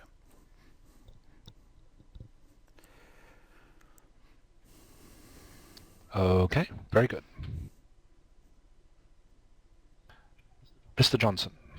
Yeah, sorry about that. Just one more quick question on this. So with the routes through the Bravo, for example, the coastal route, so they give you the radial in which to follow and, and an altitude. So how tight to that radial do you generally need to stick? Like, is there like a sort of a gray area, or is it just like you should be right on top of the radial the whole time? No, it's a area. It's the reality is VORs are not laser precise. A lot of them have grown up flying in the GPS world, in the WAS world, where you have ridiculous laser precision. You could be the best pilot in the world, but if that VOR equipment in your airplane is a couple of degrees off, fundamentally you are going to be hundreds, if not thousands of feet laterally off course. And that's completely legal. In fact, I think you're allowed up to plus or minus 4 degrees, if memory serves, on a VOR for the accuracy of the VOR. So no, you're not expected to be absolutely bang on it in the real world. Now there's a difference though between equipment error and pilot error. So on PilotEdge, we know there is no equipment error. So while in the real world you'll get a free pass for being off the radial, on PilotEdge we won't give you as much of a free pass, not as a safety issue, but if you're off course because you're not flying the radial properly, that's a skill issue that we want to address, because we're trying to encourage precision and things like that. So you won't get too much of a wide berth from us. We'll tell you pretty quickly if you're off. My threshold is usually about 3/4 of a mile on these routes. Obviously it changes once you're getting closer to the VOR. If you're hand flying, once you're getting really close to the VOR, we don't expect you to keep the needle dead center. But generally speaking, you want to be on these routes pretty accurately. Cool. Thanks, Keith. Welcome. Awesome. So let's see. Any other Bravo questions? Otherwise, I think I will address the weather, because it's not well understood, and it's significant. And it's one of these cases where it actually helped me in the real world, because I was flying through the New York Bravo, or I just got cleared into the Bravo, and I was going to be heading toward a cloud at the altitude that they gave me, that I was cleared through. And so they had me on a specific heading, I believe. They also had me on a specific altitude. So as I was getting close to the cloud, ordinarily you need to be, Jack, my pleasure, thanks for coming. Yeah, as people need to leave, I totally understand. It's not a problem. I know it's running late. We're at about the 2-hour mark. Normally you'd be 3 miles visibility, 1,000 feet above any clouds, 500 feet below any clouds, 2,000 feet horizontally. Don't worry, we're going to review the number again in other airspaces, but suffice to say, you're not allowed to really get near a cloud, let alone fly through a cloud normally. In the Bravo, the same is not true. In the Bravo, you just need 3 miles visibility. Yikes, sorry about weak presentation skills. My first time presenting with Google here. 3 miles and clear of clouds. So I was about to say unable to fly this heading to New York approach, because it was going to put me really close to the cloud. I wasn't actually going to hit it, but it was going to be really, really close to it. And then I remembered this rule that I never thought I'd care about, which is in the Bravo, you just have to remain clear of clouds. Can anyone hazard a guess as to why you're allowed to get so close to clouds in the Bravo and you're not allowed to get so close to them in other airspace? And if you're a real-world pilot and you're positive about this, you don't have to jump in right away. But if anyone's just sort of thinking about this for the first time, why might that be?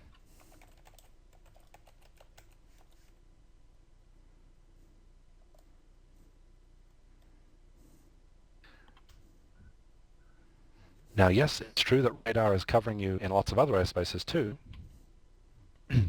Yep, you guys have the spirit of it, which is the separation is guaranteed. That's exactly right. You fundamentally cannot be hit by a jet that is about to pop out of that Bravo that nobody knows about, or vice versa. So yes, because ATC is on the hook for separating you, you can get as close to that cloud as you like. And flying close to clouds is actually not difficult. Flying in the cloud is very dangerous if you're VFR only and haven't been trained to rely on instruments. But flying near a cloud is no harder than flying half a mile away from the cloud. You still have all the visual references you need to keep the plane upright. Everything's great. So the only reason, in case you're wondering why in other spaces you have these very specific numbers of distances to stay away from clouds, it's not a skill issue. It's not to do with visual references. And that's why it kind of scares me when I see videos of guys going cloud surfing. And I've spoken to guys who've gone cloud surfing. They'll be up in a high-performance plane just blasting along cloud surfing, which is one of the most fun things you can do with the plane, for sure. And I'll say, well, you're not really maintaining VFR there, right? And they're like, well, no, I can see what I'm doing. I'm not going to enter the cloud. It's fine. There's no risk of me losing my visual references, and that tells you right away they don't understand why the cloud separation requirements exist. It's to protect you from a jet that might pop out and to give you a fighting chance of avoiding that jet when it does pop out of the clouds. Not necessary in the Bravo. So there's a great reason to fly in the Bravo on a kind of not so nice day. You get to get much closer to the clouds than you otherwise normally would. All right, well, I think we've covered the Bravo fairly nicely. I had one more question about it. Fire away. I've noticed on both of the Bravos that you showed us, and really the only two that I'm familiar with, LAX obviously, but that I think it was copper or whatever it was, that there is a corridor where I guess high-performance jets are coming down from high. Is that normally the case on every Bravo? Should we look for that corridor when we're looking at the Bravo? Yes, yeah, these corridors. By that you mean, for example, where my mouse is there, where you see a vague depiction of a 747 and it says 7,000-4,000? No, I was just really talking about the 100 to surface, 10,000 up down to 2,000, coming like on 7 or 6 out of LA.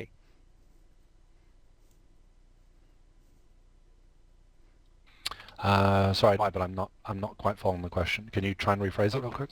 Sure. If you come out of if you're flying around the area where aircraft are descending to land on 27 or 26 or the 25, whatever it is, yeah, that corridor right there. We saw a corridor on this one in LAX, and then there was another corridor on the other one. I was just asking, is that a common feature in around a Bravo airport where that you really ought to identify where the corridors are, where the jets come in? Is that a common feature of the Bravo? I gotcha. Yep. And yes, it is a common feature. So without the corridors are like a safe haven. They remove a lot of the mystery of what's the best way to transition this Bravo. So if you see corridors, that's what you're A, likely to be given, and B, it's going to save you a lot of flight planning. So instead of coming up with your own elaborate route through the Bravo, the presence of corridors tells you this is a safe way to go, and it's what ATC is likely to assign you in any case. And yes, the corridors are designed to keep you away from the primary jet flows. So if you picture jets coming into Los Angeles, they typically land west. So you'll see jets coming in here, and they'll be descending from the thousands of feet all the way down to the surface. You'll notice these corridors, which are just east of the airport, are actually quite high. You can't really see it from the diagram, but you can imagine that they must be relatively high because the jets are still at several thousand feet when they come through this corridor. So you can just glance at this and go, I'm pretty sure this Van Nuys 125 radial corridor and this Hollywood Park route right here, without even looking at the chart, they're going to be more than 5,000 feet, most likely. It's going to be a good number of thousand feet. So yes, the corridors give you a suggestion of how to stay away from the jets and what ATCs can expect you to be familiar with. Well, that's good information, but that wasn't what I was talking about. Imagine if you were coming into LAX to land on 27 right or something, and you're outside of the Bravo. When you come in, the first thing you hit on that Bravo is the 10,000 to 200, and then you go to whatever that next one was. I don't see it anymore. But to descend down into it looked like the Bravo was actually, yeah, there it is on the left-hand side of that, where the runways come out to the right or coming back in, heading on a westerly heading. Um, I'm seeing that the Bravo is kind of cut up in such a way so that that first one that you first come into is the 10,000 over the 2,000, and then the next one is the 10,000 over surface. My question is that corridor, those kinds of corridors like we saw on the other aircraft where it was actually at 9,000, I think, I mean the other airport where it was actually at 9,000 when we were looking at the alert areas, I noticed that they have kind of this corridor in that east-west corridor there, and I was just kind of wondering, is that a normal feature of a Bravo? Is that something you really ought to look for when you're looking at flying into a Bravo? Identify where those big jets are flying in and out. I guess maybe I'm not making sense, but that's the No, best it's okay. I can do. No, when you say corridor, because a corridor has a very specific definition. This is a corridor, this purple line where a VFR aircraft will transition the Bravo. That you're not referring to those when you say corridor, right? You're meaning a jet corridor where the jets are going in and out of the airport? Yes, sir, that's correct. If you look to the east side of LAX there, you see that, those two parts of airspace that's designed to bring the big jets down into the airport. And Yes. when we looked at that previous airport, I think it was Kopf or something like that, yeah, that's it. I noticed that there was another one, yeah, that 9,000 to 800, that it just seemed to be broken down to try to get it's drag it down to the right a little bit. Down to the right. Just drag your sectional down to the right a little bit. I'm sorry I'm taking so much time. It's okay. Do you want me to pan north and east, west? So I actually think the question now, though, Drag these... southeast.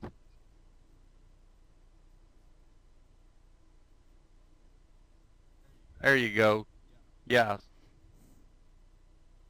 Okay, yeah, so I see, yeah, so these are the jet corridors. These are telling you what the standard departure and arrival routes are and the altitudes that those jets are likely to be flying. So they're basically depicting the traffic flows. These aren't regulatory and they're not types of airspace, but they give you an idea of what the jet traffic that's in and out of that Bravo is likely to be doing. And the significant value of them is that they extend well outside the Bravo. So I had the perception that as long as I wasn't in the Bravo, I was safe. So yeah, the Bravo is to protect the planes, yet so if you're outside of the Bravo, you don't need to worry about the jets. And nothing could be further from the truth.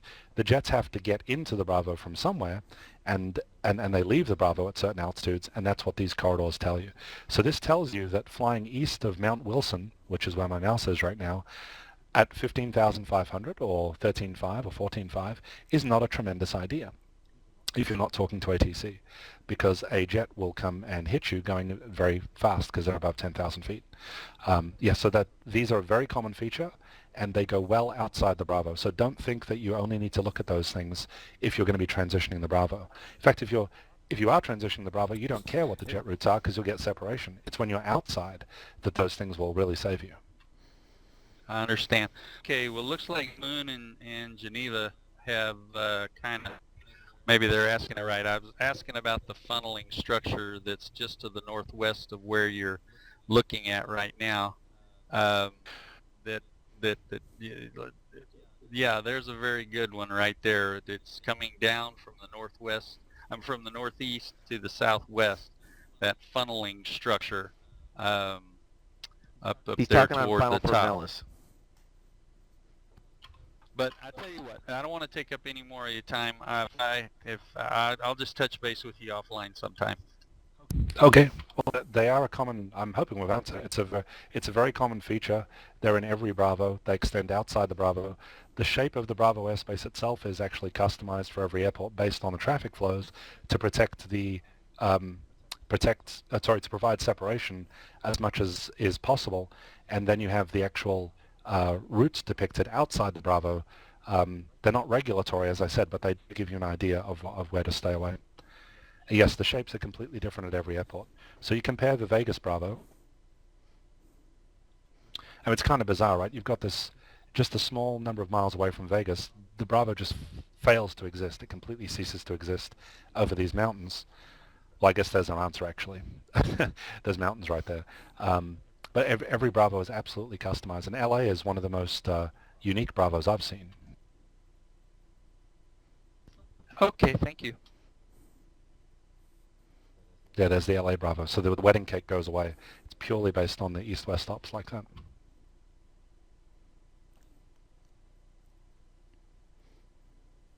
Thank you. You're welcome.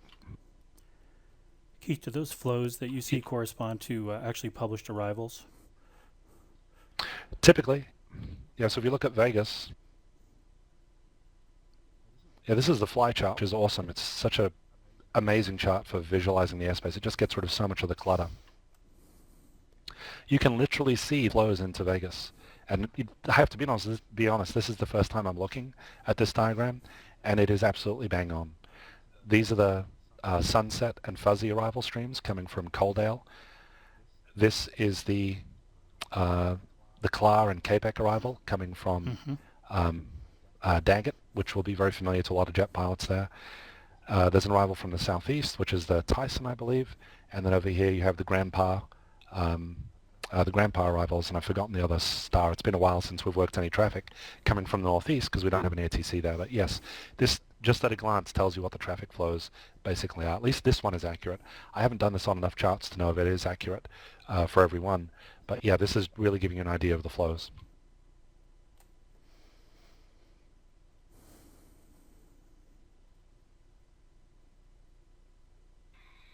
Oh, awesome. Yeah, thank you for the reminder to look at the 3D airspace. And here it is.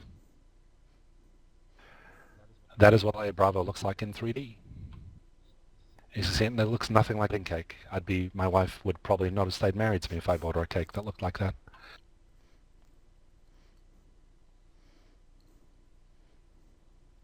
Okay. Any other questions about the Bravo?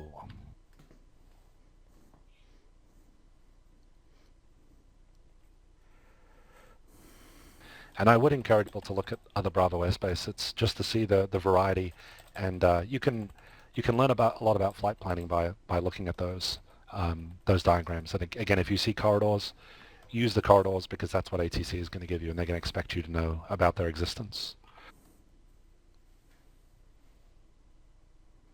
Okay. Yep. Thank you for the time. I suspect it will be a little quicker.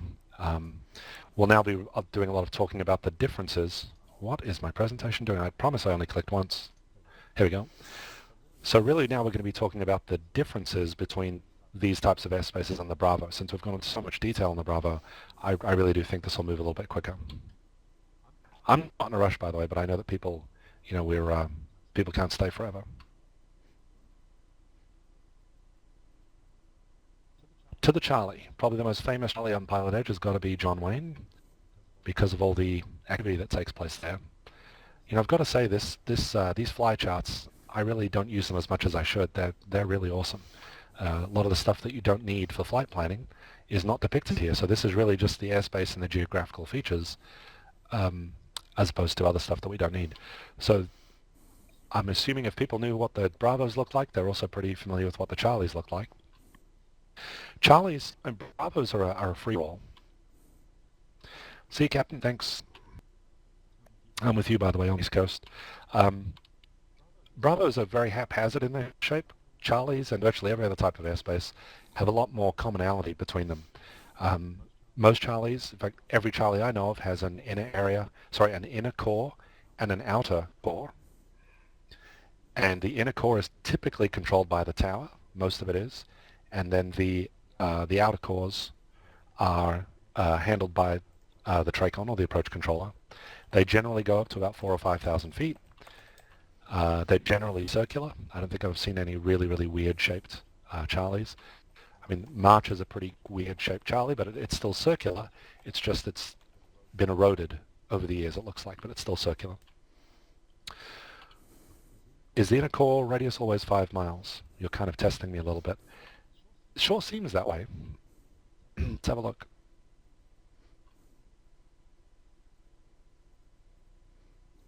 There's one.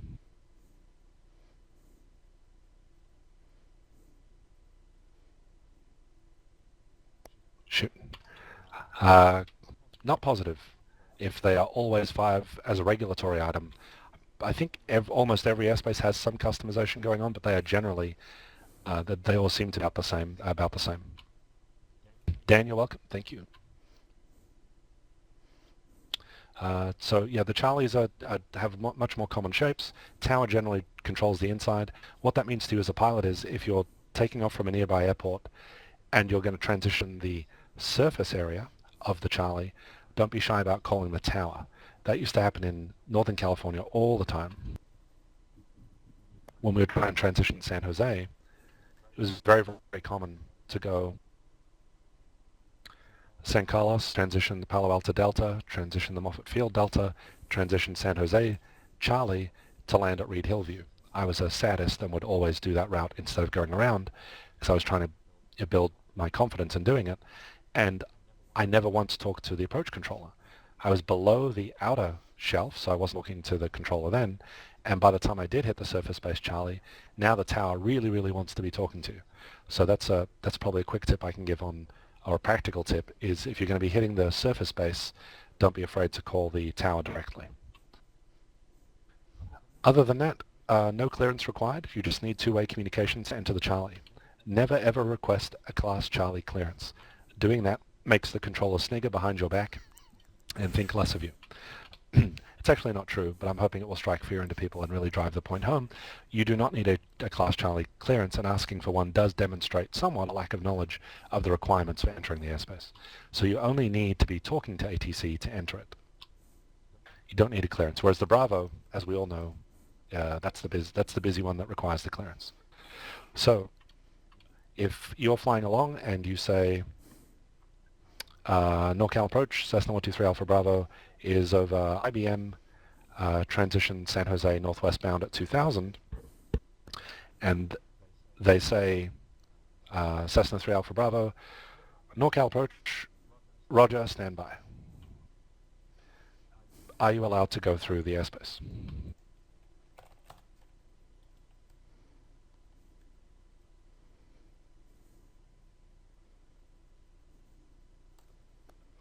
Fantastic.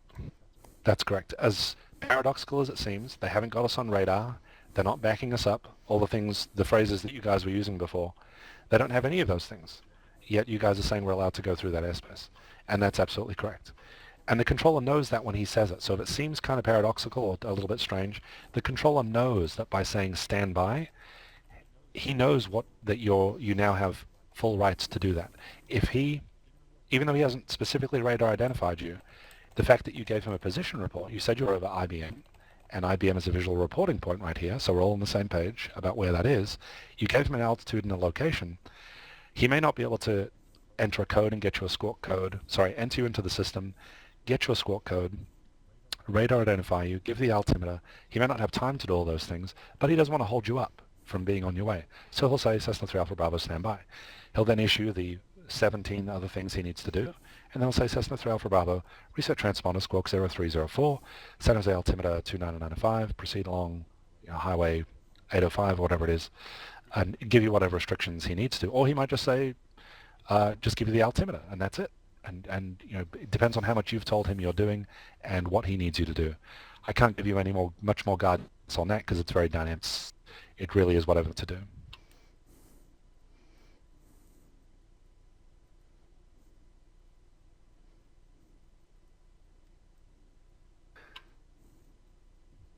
Yep, Moon, absolutely. We're going to do, that's exactly what the next workshop is going to be, is a practical demonstration of end-to-end flights with the flight planning, all the whole shebang. I agree completely. It's just I think we need to get the fundamentals nailed before we can put the whole puzzle together. It's very important to have the whole puzzle, but you need to know all the pieces first, and this is what the pieces are. But I agree 100%. Brett, fire away. Yeah, so I might be jumping ahead here, so tell me if I am. But if you look at the LA airspace, there's tons of Charlies everywhere, and normally they have a contact, SoCal approach, blah, blah, blah. But it's impossible to tell, at least from my perspective, which of those purple squares that say who to contact go to which Charlies. Like, it's just so confusing. Great. I'm going to answer that in one sec. That explains your forum. Yep. And yeah, I suffered from the same thing. So that we'll look at it two ways in just a sec. The other example was that Reese mentioned. Same thing. I'm not going to move the chart back to IBM. Let's say let me find a visual reporting point. We're planning on transitioning Burbank. We're over the Rose Bowl. SoCal approach, Cessna 123 Alpha Bravo, Rose Bowl, 4,500 transition to Van Nuys. And they go, Cessna 3 Alpha Bravo, aircraft calling SoCal approach standby. Can we enter the Charlie now?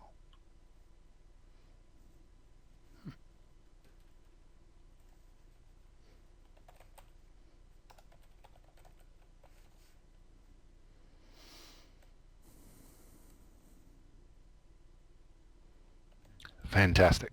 This is a very important point.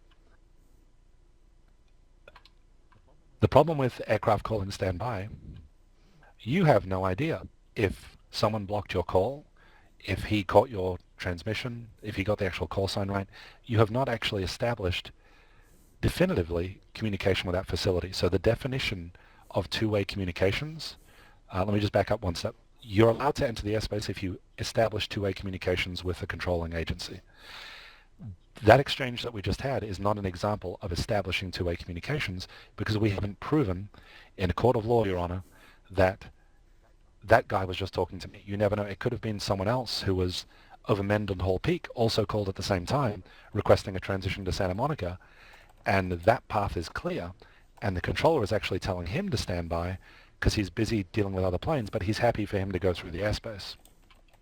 See, there's ambiguity there. You don't know who it's in reference to. So no, the answer is no. You cannot enter the airspace. And again, the controller knows that. So if they use that phraseology, sometimes it's a shortcut for, I really don't even know where you are. I missed it. I didn't even pick up that you said the Rose Bowl, but I'm so busy I can't even ask you for it. However, I don't want to ignore you because you're going to start hounding me if you think I didn't hear you. So aircraft calling standby. Bang, he goes off and does the 7 things that he really, really needed to do. Then he'll say, okay, aircraft calling for the transition. Say numbers and location again.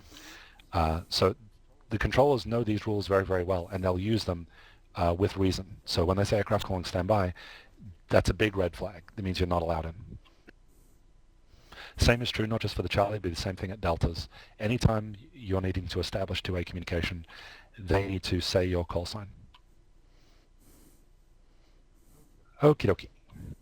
Oh, Dawn's looking for the join me link. Stand by. Oh, and Reese answered it. Good. Okay, Mark Hargrove. Earlier question. What if we've established comms but we've been told to stay out? That's such a fantastic question. I love it. I actually thought about this not long ago because I wanted the same thing. Well, we've established communications. If he tells me to stay out, is there anything regulatory that tells me I need to do that? There is a Federal Aviation regulation that states that you must comply with all ATC instructions. So up until the time he said stay out of the airspace, you were good to go. But when he said November 3 Alpha Bravo, remain outside the Charlie airspace, when he said November 3 Alpha Bravo, you were good to go. But then half a second later, the walls came back up again under a different regulation. The fact that he issued an ATC instruction, you now need to comply with it.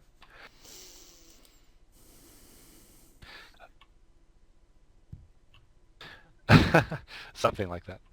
Well, the warning area they can't tell you to stay out of. The Charlie is a valid ATC instruction.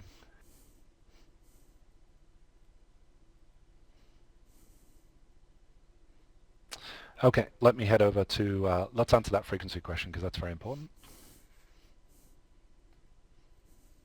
Okay, so high-level view is helpful here, and by high level, I mean literally we're zoomed out a little bit. These are all in reference to the Burbank Charlie. There are no other Charlies that close to this area. So that contact SoCal approach within 20 nautical miles is a reference to this Charlie. You can tell that because it's in purple. Same thing here. So this is 120.4 if you're in this northern-ish area. And I'm using very vague terms and big sweeping gestures because that is incredibly vague. The position of that box just sort of indicates that it's here-ish. If you're at Mountain Hall Peak, should you call 3505 or should you call 20.4? I really couldn't tell you because it's equidistant. Visually it's equidistant. So you'll either have to use local experience or you'll just pick one and they're not going to bite your head off. They'll say, let's say they actually wanted you on 135.05 and you're at Mountain Hall Peak and you call on 20.4. SoCal approach Cessna 123 Alpha Bravo, Mountain Hall Peak landing with Charlie. They might say, Cessna 3 Alpha Bravo, Roger, contact SoCal approach 135.05. And there's your lesson learned. They're not going to yell at you and say, boy, how did you not know this? You know, this is just a starting point. And honestly, depending on how the airspace is being run that day, just like PilotEdge adds and removes controllers on the fly, they do it at different times too. If you do this at 2 in the morning, there's probably one guy working all these frequencies, quite honestly, so it won't even matter. In fact, he might even change you over to a frequency you wouldn't normally use, simply so he has everyone on the same frequency. I've heard that as well. But here's the definitive way, I'm guessing. I've never done this, to be honest, but here is the definitive way. Why I didn't release the push to talk key, I'm not sure before coughing. You know, I'm sorry, the TAC chart should work. Let's go back to the TAC chart. And this is what I posted on the forum, I think. Here's a textual description, and this is again why it has so much value in this side of the sectional that nobody ever really looks at. This is on the TAC chart. Class B, C, TRSA, and approach control frequencies. Burbank 120.4 is from Van Nuys 280 to the Burbank 050. Notice that Burbank's not actually even really a VOR, they're running to the airport. So between the 280 radial Van Nuys and Burbank 050, it's 120.4. So here it is in black and white. Measure it with a protractor if you're doing pre-flight planning. Otherwise, if you just find yourself over there, don't try and do this in the airplane. Fly the airplane by hand. So if you don't have an autopilot, and you're flying the airplane by hand, I wouldn't be heads down trying to work this stuff out. I would pick what looks like a reasonable frequency and go with it. But for pre-flight planning, this stuff's pure gold. Frank, I see your test.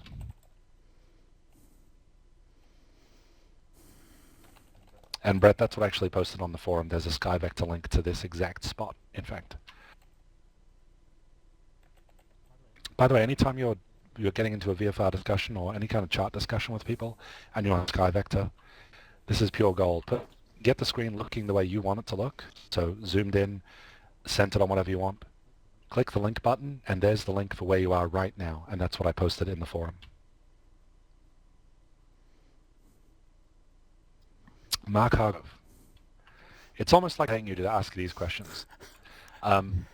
So the Class C requires two-way communications. We've worked out where to look up the frequencies. I'm going to answer your TRSA question quick in just a sec. I'm pretty sure I spelled separated wrong there. So what kind of separation do we get in Class C?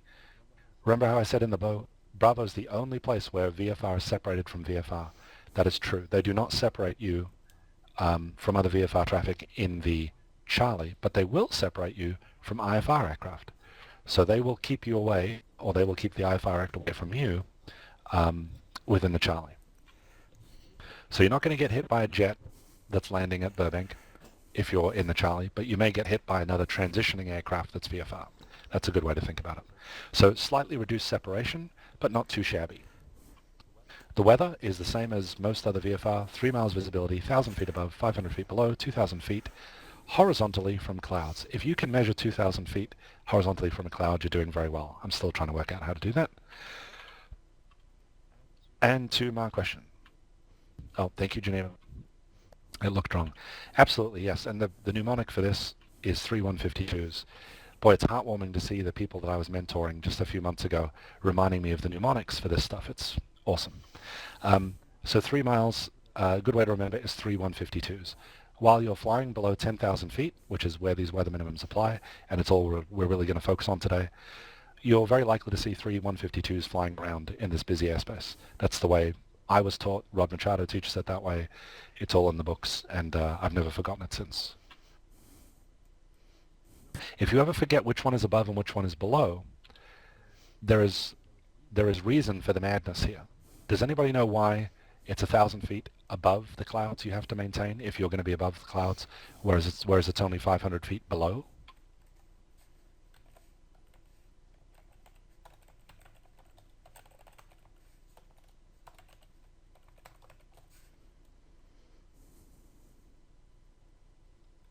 I never thought of that. Not the reason that I'm aware of, but that's not a bad guess. Nope, not for the horizontal reference. So I'll give you a hint. Remember, you're staying clear of the clouds. Let's assume you're not talking to ATC. For you to live when there's IFR traffic flying around in those clouds, you can't just be 1 foot away from the cloud, because when jet comes out of it that you didn't know about because you weren't talking to ATC, you won't have a chance to avoid that plane. So they want you to be 1,000 feet above the clouds to give you a chance, but only 500 below.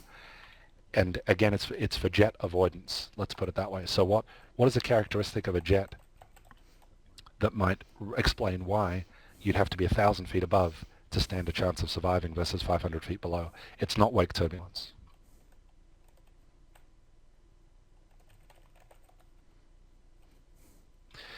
The reason is, at least I've read from the book of Machado, who I recommend very strongly, is yes, the climb angle.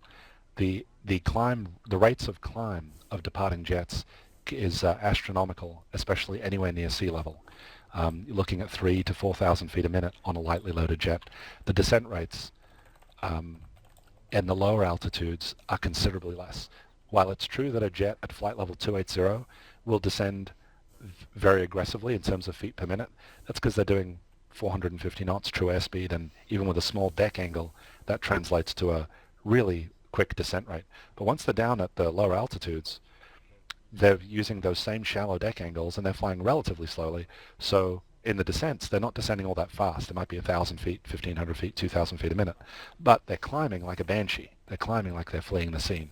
So the way it's been explained to me is because they climb faster than they descend below 10,000 feet. That's why those numbers are there. Knowing that alone will help you hopefully remember the context of those numbers. So when you 3 152s, okay, I know it's 1,500, which one is which? Just picture that you've got a jet coming at you, and remember that they climb fast, and all will become obvious.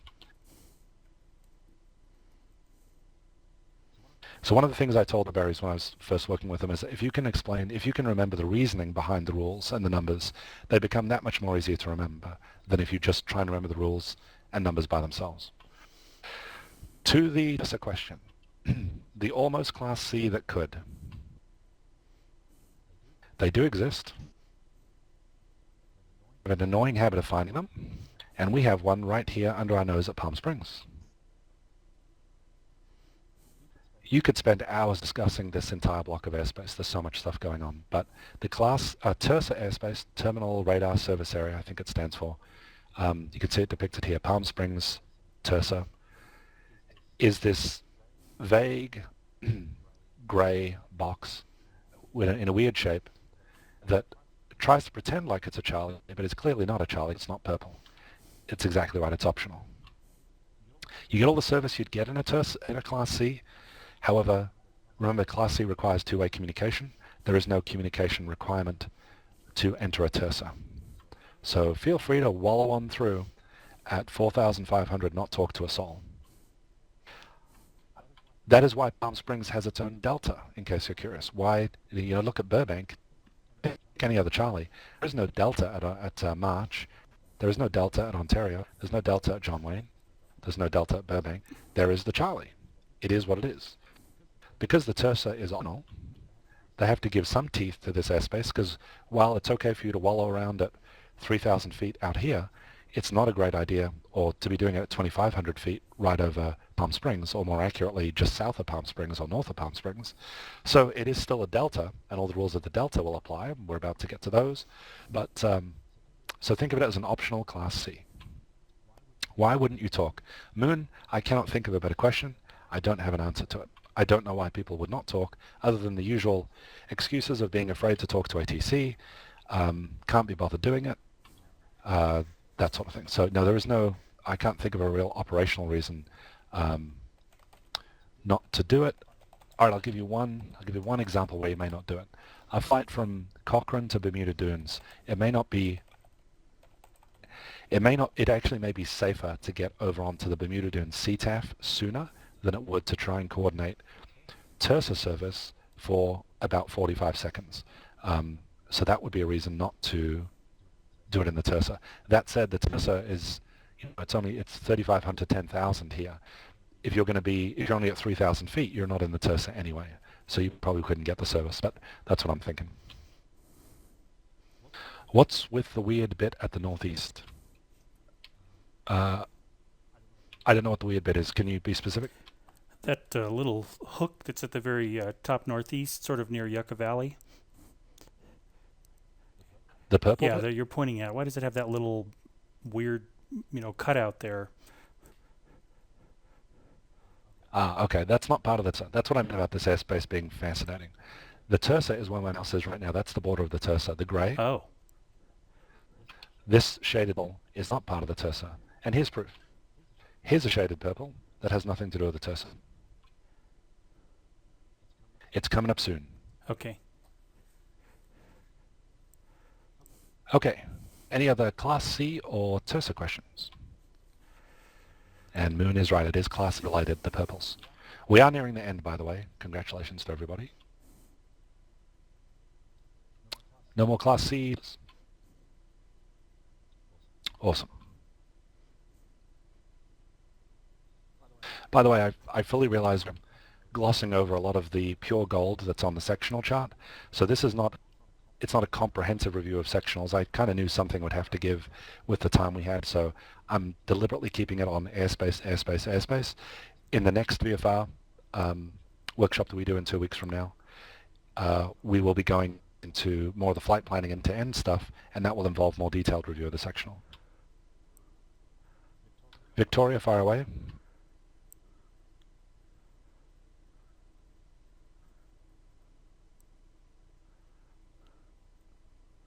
Victoria, did you have a question?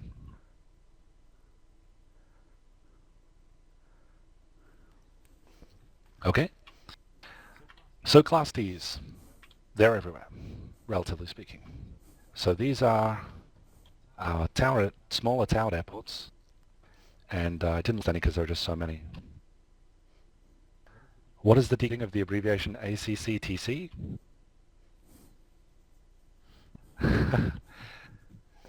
It was a joke. So the Palm Springs is a TRSA, which I'm terming the almost Class C that could, and the abbreviation would be ACCTC, but I think they don't use it because it doesn't roll off the tongue very well. There you go. It's hysterical, isn't it? Okay, so for Class Ds, let's pick one. There are many. Here's Ramona. There's a Class D. Here's Palomar. That's a Class D. What really makes a Class D stand out typically is the square brackets. I find these easier to identify sometimes than the blue circle. This tells you how high the airspace goes. And a lot of the time, that's really what you care about. Is this going to affect me? We'll talk about that more in the flight planning, but am I above the airspace or am I going to be going through it? And I don't often care about the shape of the airspace so much as I do the altitude. I only start caring about the shape in real detail if my planned altitude is going to have me potentially going into the airspace. Let me give you a really quick example of that I came across the other day. I was helping someone plan a flight. It was in fact our fearless leader, Zoolander. We were talking about a theoretical flight from Santa Barbara over to Santa Monica. And we have this cluster of Class D airports here, 3 of them. You could spend a long time analyzing their shape and trying to understand lateral boundaries and their interaction. The fact is none of this matters a jot if you're going to be at 5,500 feet or 3,500 feet, because these deltas only go up to 2,000, 2,000, and 3,000. So the highest one goes to 3. The other ones don't matter. We'll be at 3.5. None of these deltas exist as far as we are concerned. So this is the thing to look out for when you see when you're shopping around delta airspace. It's also a really nice way of, without really looking whether it's blue dashed lines or not, what type of airspace it is. The minute you see those square brackets, boom, it's Class D. So that's how you identify Class Ds on the sectional. And yep, let me do the okay, yeah, we'll talk about the minus part. So communication requirements, because we're analyzing each airspace based on communication requirements, separation, weather, etc. You need two-way communications, suspiciously similar to the Class C that we looked at before. A lot of people get comfortable with Class Ds because that's where they learn to fly, yet for some reason, inexplicably, they're scared of the Class Cs, whereas getting into them is the same procedure. You call, they answer, you're in. Same thing with Class Ds. Weather requirements. This looks suspiciously similar to before. 3 miles, 1,000, 500, 2,000. Separation. No separation from IFR. There's no separation for VFR aircraft with any kind of aircraft in Class D. So they, unlike the Charlie, where they do separate IFR from VFR, all bets are off in the Delta. So you're not guaranteed any separation in the Delta when you're VFR. Any other questions about, oh, let's see, the Delta, there's a note about the altitudes. Let's pick that up.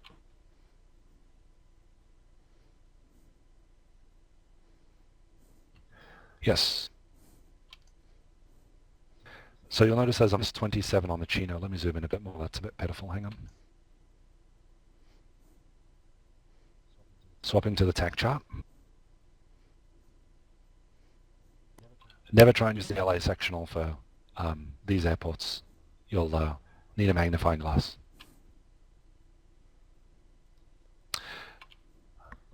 Let's see. So we have a 27 here, but it's got a minus in front of it. And the significance of that is that it's saying that it goes from the surface up to, but not including, 2,700 feet. That's what the minus is for. Honestly, it's completely redundant.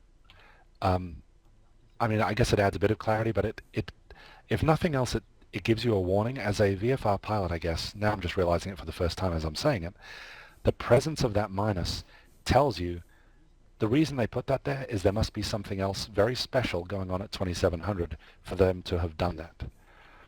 And the reason I say that is they could have left the 2,700 off and it would still be exactly the same. It would have the same effect because when you have overlapping airspace, here we have the outer core of the Charlie. It begins at 2,700 feet.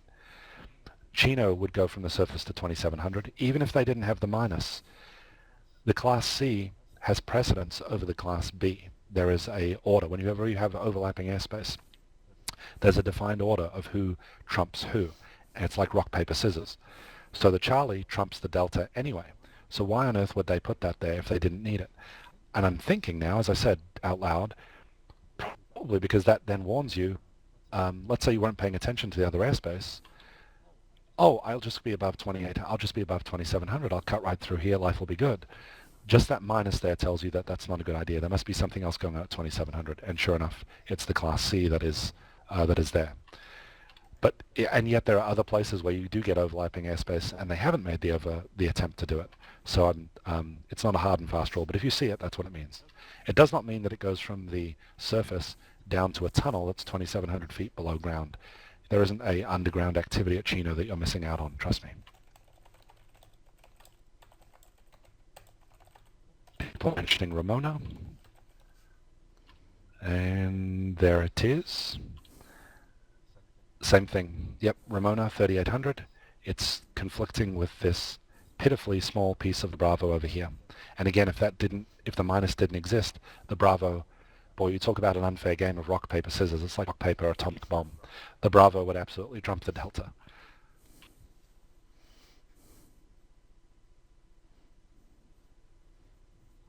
Okay, that would be Delta airspace.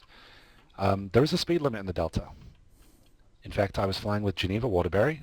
in my plane, and we attempted to request a waiver from it. And that's one of those cases where knowing the regs can be very helpful. There is a published speed limit of 200 knots within the delta. However, unlike the 250 knot speed restriction below 10,000 feet that exists generally, which cannot be waived by ATC, this one can. And so if you ever look at the regs for the class delta to say, unless otherwise authorized by ATC, no aircraft may exceed 200 knots within the delta, blah, blah, blah. So I've done that before. I have been descending, and it's been operationally beneficial for me to exceed 200 knots. And I've asked the tower, I said, hey, is it okay if we exceed 200? I think I've done it 4 times in total. I've gotten 3 yeses and 1 no. The 1 no was when I had Geneva in the right seat. The 3 yeses were on other occasions. So there is a speed limit, but you can get permission to exceed it. In fact, the one time he said no, he misunderstood my request. He thought I wanted to exceed 250. Later on, he then said, oh, you meant 200. Sure, you can exceed that. By then it was too late. I'd already gone through great pains to slow down.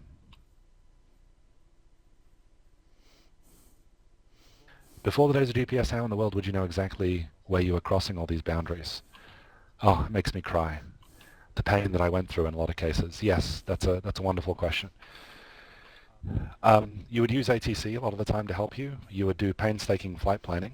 You would notice the radials. So do you see these shelves of the San Diego Bravo? They have these oceanside radials hanging off them.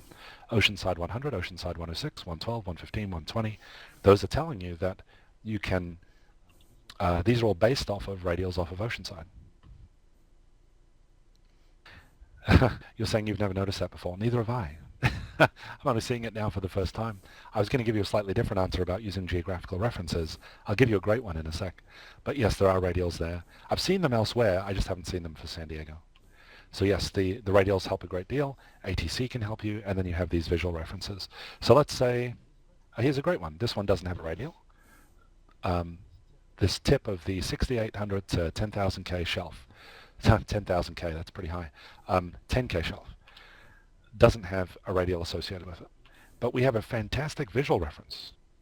Look at beautiful Lake Hodges. I have to wonder if it's coincidence that it goes just through the top of the lake. So if you're hovering over Escondido and you're wondering and you're doing a photo work at 7,500, how close, and your GPS is in-op, and for some reason you can't get hold of SoCal, etc., you can use these visual references to help judge whether you're inside or outside the Bravo. So if you are north of Lake Hodges, fundamentally you cannot be in this Bravo if you're north of Lake Hodges, the northern tip of Lake Hodges. I'll give you a really specific one that I use in New York real quick. And it came about out of necessity. I was flying a 1973 Cessna 172 with no GPS. Getting flight following can often be very difficult in the Muggsy sector of the New York Tracon. So here I was at Lincoln Park, wanting to go somewhere east, and I need to know fundamentally when I'm clear of this wretched Bravo or not so I can climb. This is a 3 to 7K shelf. I depart out of Lincoln Park, and again, no GPS, no flight following. I'm monitoring, but I can't get a word in. When am I clear of this Bravo? There's one hint. If you're clear of LaGuardia 20 nautical miles, these are all based off of, this is a DME arc essentially of 20 nautical miles from LaGuardia. That's great. My plane doesn't have DME. It barely has wings that work, honestly, let alone working DME. So what could I use? And I remembered poring over the chart before the flight, and I saw this little gem over here. You see how there's a tiny, tiny, tiny lake at the bottom of that, there's an island at the bottom of that lake. Look how the Bravo cuts right through. If you do it pixel for pixel, it cuts through the bottom end of that little island. And I know it seems like a really weird thing, and boy, what are the chances you'd spot that? But ever since I've noticed that, I now notice it every single time I fly. And there's actually a YouTube video where I'm in my plane. This is a different plane now with a friend, and I point that out to him, and he's like, wow, that's really a handy reference, because it turns out this lake is really easy to see. It's very distinctive. It's very narrow. However, when you're approaching it from the west, you could confuse it with that. You could confuse it with that. You could confuse it with this short little fat dude. The one saving grace of this long, narrow lake is that it has this tiny pebble of an island in the south corner. And this is where knowing VFR charts comes in really, really handy. There's so much detail in these charts that's incredibly useful, and there's one of them. And so I told him, I said, as long as we are a beam, if we're a beam this lake and we're north of that little island, we're outside the Bravo. So there you go. That's how you can, yeah, I'll keep my GPS. Absolutely. Thank you, Mark. Yeah, that would have been encouraging. If I do bust the Bravo, I can just bypass the proceedings and just go and ditch and Sing Sing prison. Awesome. Yep, so those are practical ways of avoiding that Bravo. And yes, GPS has certainly made this a lot easier.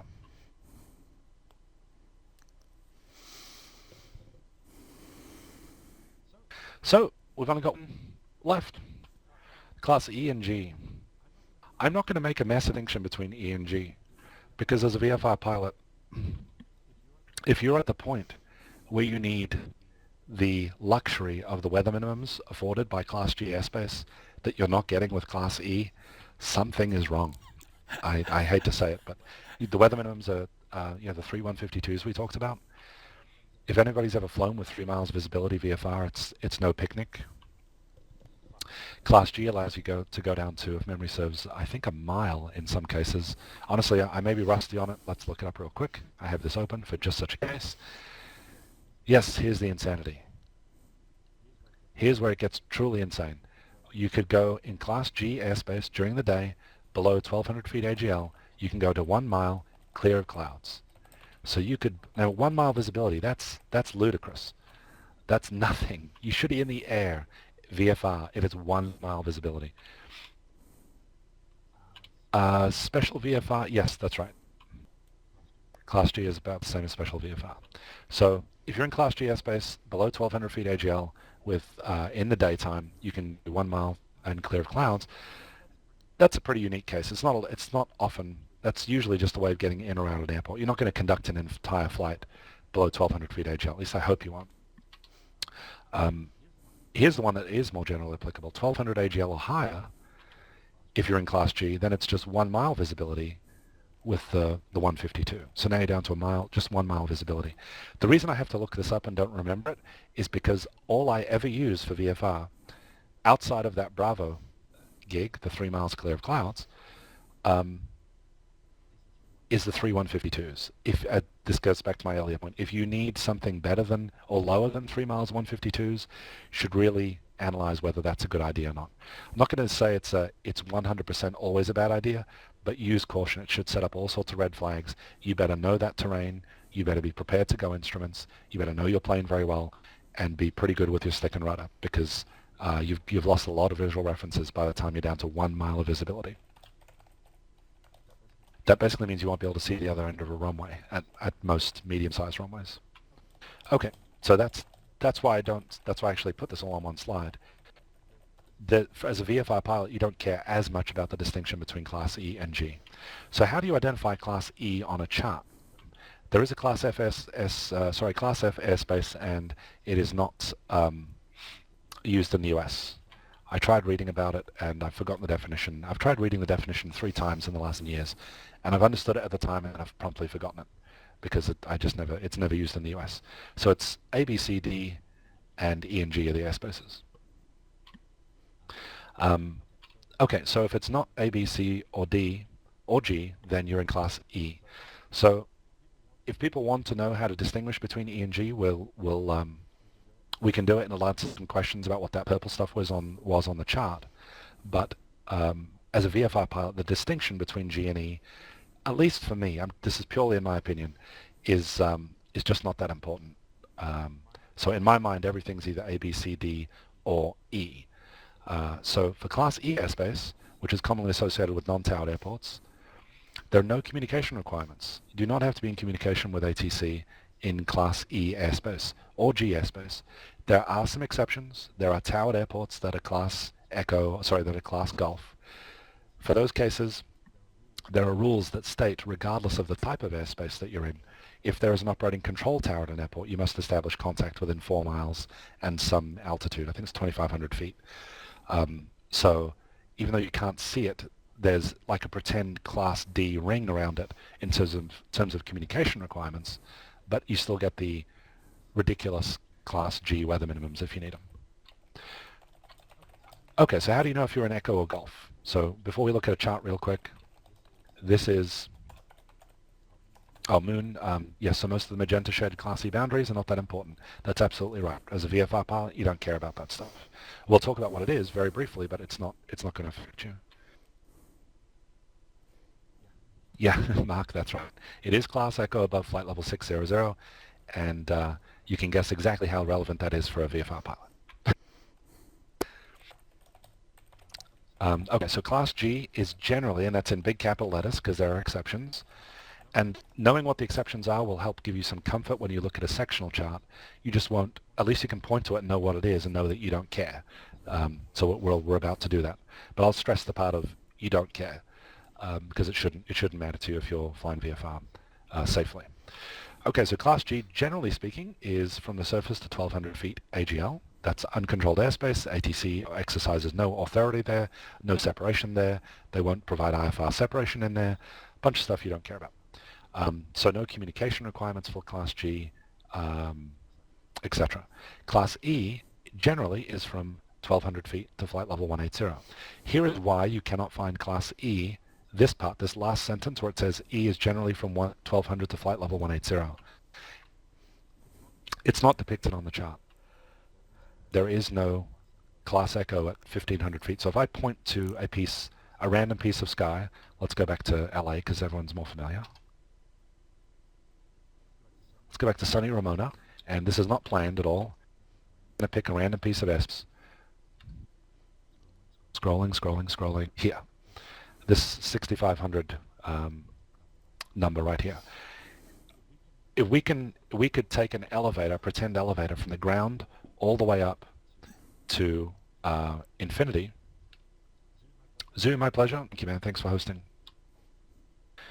If you could take a pretend elevator up, then from 0 to the 1,200th floor, where each floor is 1 foot, so from 0 to 1,200 feet, AGL, we're talking about above ground level, it's Class G.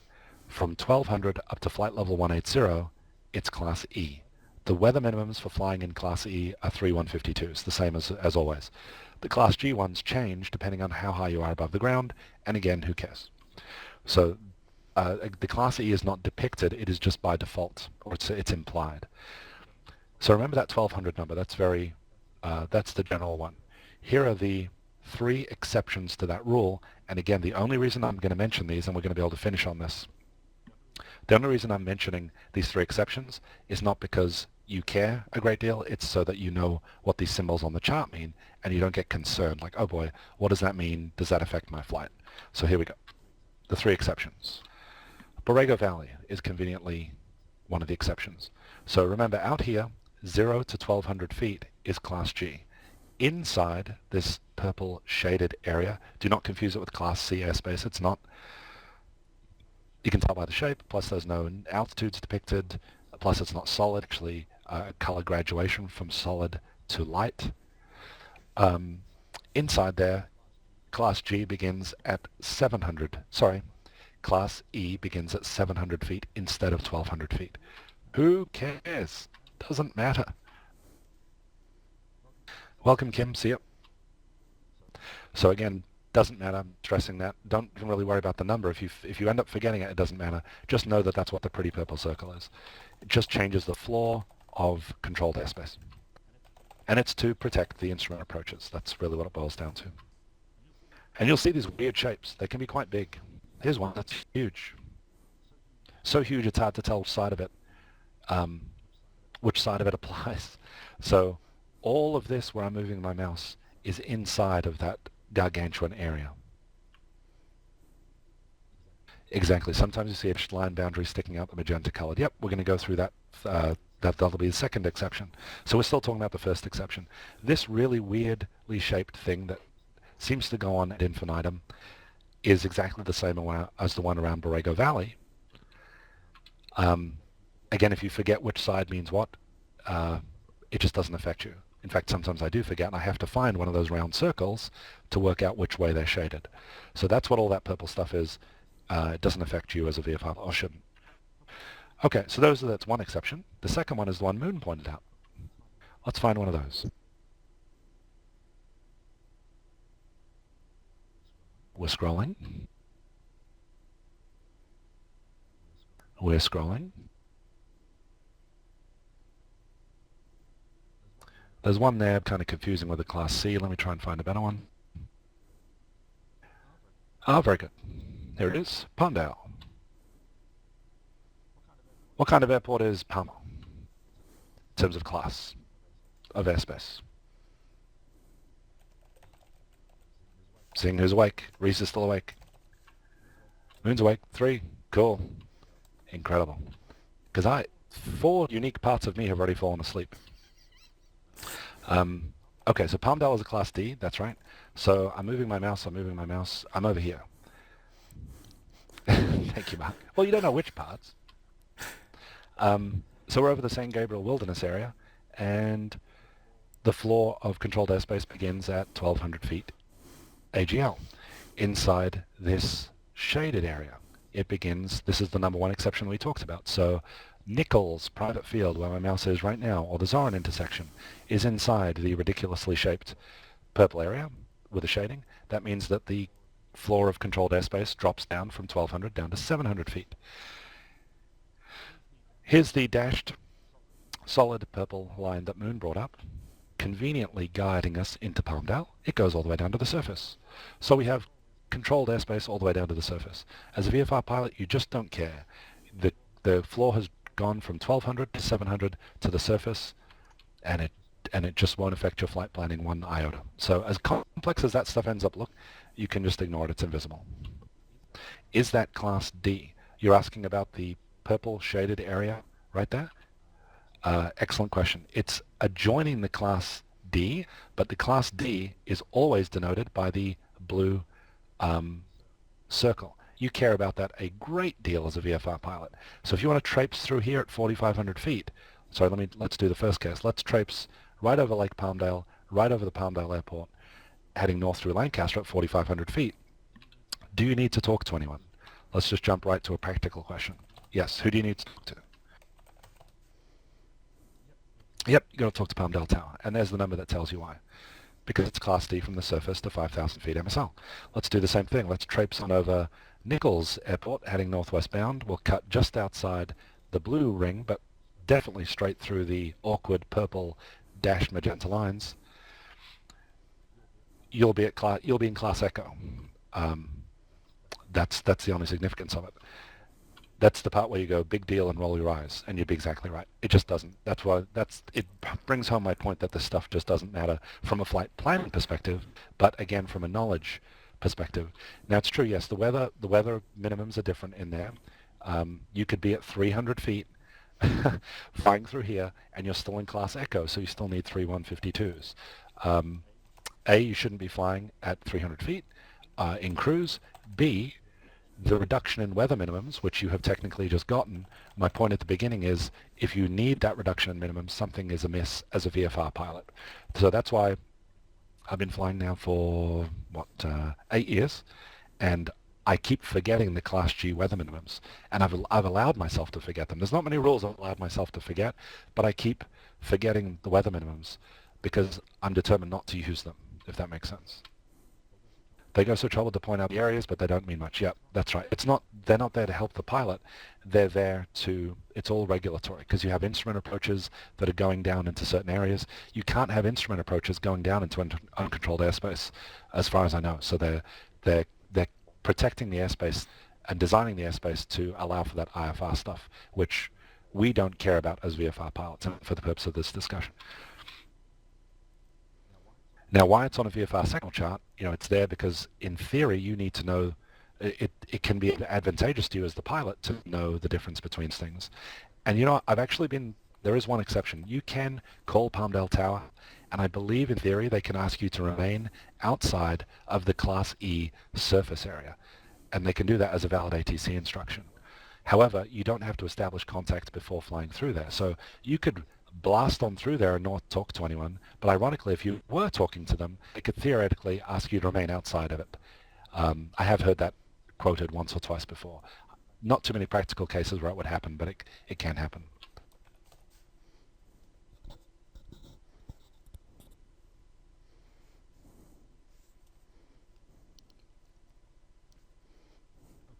Okay, answering a couple of questions because I think we're actually at the end of the material, which people must be ecstatic about. What does the Riverside notation mean? Yep, that refers to the flight service station. That refers to the flight service station that you'll be talking to. So if you were to contact, it doesn't mean that there's an RCO there necessarily. It means that, let's see, you can, any frequencies published there? Communicate with Riverside Radio on 122.2. It's been a long time since I called flight service. So we got 122.2, I believe, and 122.1 if memory serves. And you could say that you're receiving on Palmdale. So they said Riverside Radio, Cessna 123 Alpha Bravo, 5 miles east of Palmdale, receiving Palmdale. That means that you're actually listening to the VOR frequency on your nav2 radio. You've turned up the volume and you've enabled the audio, and they might have a transmitter there at Palmdale and be able to transmit to you from that. In addition to the fact that there's remote communications outlet at Lancaster on 122.2.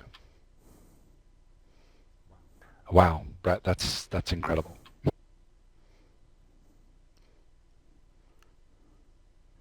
Fantastic.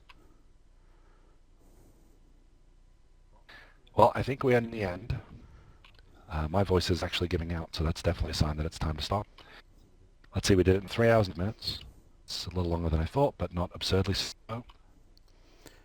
Quick question, Keith. Yes, we can move into Q&A, but I think let me just check my slide one sec really quickly. Yep, the question section. So the formal part of the presentation has ended. That's exactly what I wanted to cover. Obviously, there's a lot more on sectionals we could cover. It's clearly not the time. I'm sure we're all very tired. The next workshop will cover it in more detail for sectionals and VFR flight planning. And thank you, everybody, for coming. And Mr. Hargrove, go with your question. If you'd go back to the chart for a sec. So that odd shaded, magenta shaded area that surrounds Palmdale, yes, that indicates class echo. It indicates an adjust floor of class echo, and darn it, I just forgot there was that third example I was going to show. Dope. This was the number one example of an exception to the floor. So remember, regular floor is at 1200. The shaded area drops it to 700. Right. So if you're about to transition there and you're motoring along at, say, whatever, 5,500 feet or 4,500 feet, sorry, and you call Palmdale and they say remain clear of the class echo, but you're already in the first class echo, what would you do? They would never do that at that kind of, especially at that kind of altitude. Remember that the example I gave was not remain clear of the echo airspace. Their jurisdiction doesn't actually go out that far as I know. They could only ask you to remain clear of the class echo surface area, this guy right here, that's adjoining their delta. In fact, I'm not even sure if it's as a valid ATC instruction, to be honest. I've heard that it happens. It's really just for your protection so you don't get hit by the jet. You know, if you're scud running to get in the class G, to protect those approaches, if they know there's an aircraft inbound, they might ask you to remain clear of it. But no, if you're transitioning in regular class echo airspace, you're up at 4,500 feet, they're not going to ask you to stay outside of the echo. Okay, so just a little follow-up here. Let's say we're at 5,500 feet. The class echo goes up to flight level 180, but we can transition Palmdale itself at 5,500 without talking to them, right? Oh, absolutely, 100%. Okay, thanks. Now, to be clear, you could have transitioned this area over here down at 300 feet without talking to them either. It's just what I've heard is if you do happen to be talking to them and you're trying to cut through that area, they may ask you to remain clear of it. I'm not sure if they can legally instruct you to, but as a practical basis, because that you can tell by the shape of it, that's designed to protect aircraft coming in on approaches into Palmdale. They may ask you to remain clear of it. You know what? I'll actually find out if it's a valid instruction or if it's just a request that they can issue. to do it. But I didn't want to confuse the issue too much. You can fly in Class Echo with gay abandon and not talk to anybody, and you will never get in trouble for doing that unless there's a TFR. Gotcha. Thanks. Okay. So let me show you that third example for those that are still here. They're a little bit harder to find. And in LA, because it's all so busy. Let's go out to the middle of nowhere-ish.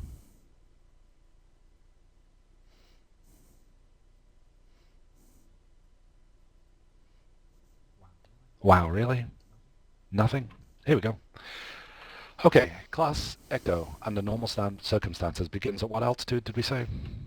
700. 1200. 1200. Beautiful, 1200. So we said there are three exceptions. The shade line drops at 700, the solid dash line drops it to surface. Here's the weird blue zip-ish thing that actually does the opposite. It doesn't drop it down, it raises it up. So within this box, it's actually pretty high, right? It's raising the floor of Echo all the way up to 7,000 feet.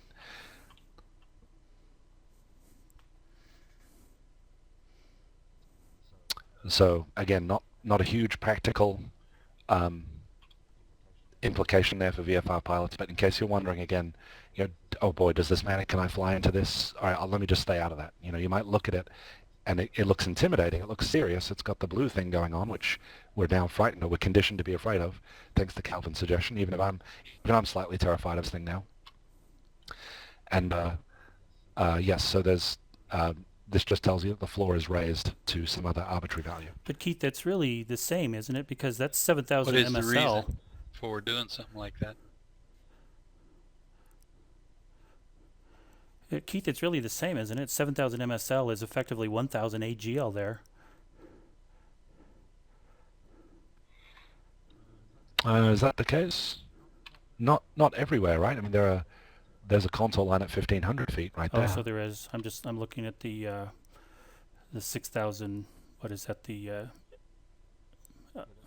there are definitely some peaks. Like these numbers here, the 6,000. Those are minimum safe altitudes or minimum sector altitudes. Gotcha.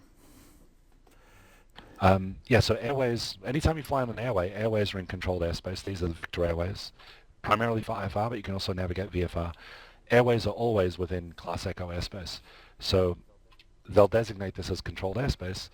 It's not necessarily a guarantee of radar coverage, but ATC will provide separation. That's where the airway structures go. Outside of the airway structures, they will sometimes designate it as uncontrolled airspace. I'm assuming there's some sort of regulatory reason. Maybe it reduces the regulatory burden. Maybe there's some surveying they don't have to do. I actually don't know the honest answer as to why they would, like, what's the harm in having Class Echo airspace there? I can't answer the question. I don't know why it would be harmful to do it. But you see it in remote areas. You find some remote areas of the States, this stuff stands out like a sore thumb. You'll see the airways they've carved out these channels all the way down to 1,200 feet AGL. Yet in the places where there's no airways, they make it all Class G up to a higher altitude. So there must be some efficiency they're getting from that. And true, ATC doesn't care. Maybe it's to keep people from flying IFR in there because you're not supposed to be flying IFR in Class G unless you specifically request it. They won't route you through Class Gulf unless you request it. But more than that, I can't really tell you.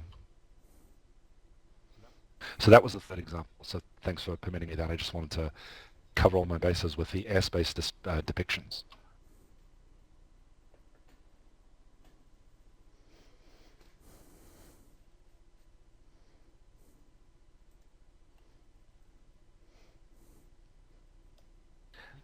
Thank you. I'm not ignoring the private messages, by the way, down there. However, since I'm sharing my screen, out of respect for the people who sent me private messages, I haven't opened them so that the world doesn't see them.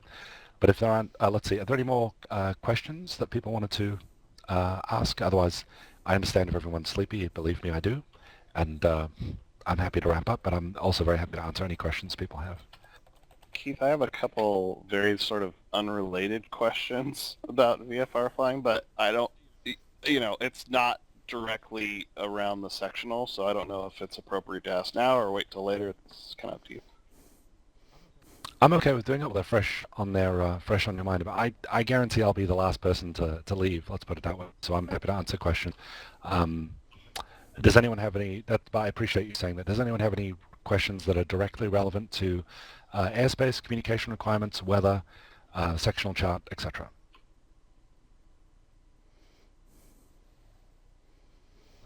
Brett, it is all yours.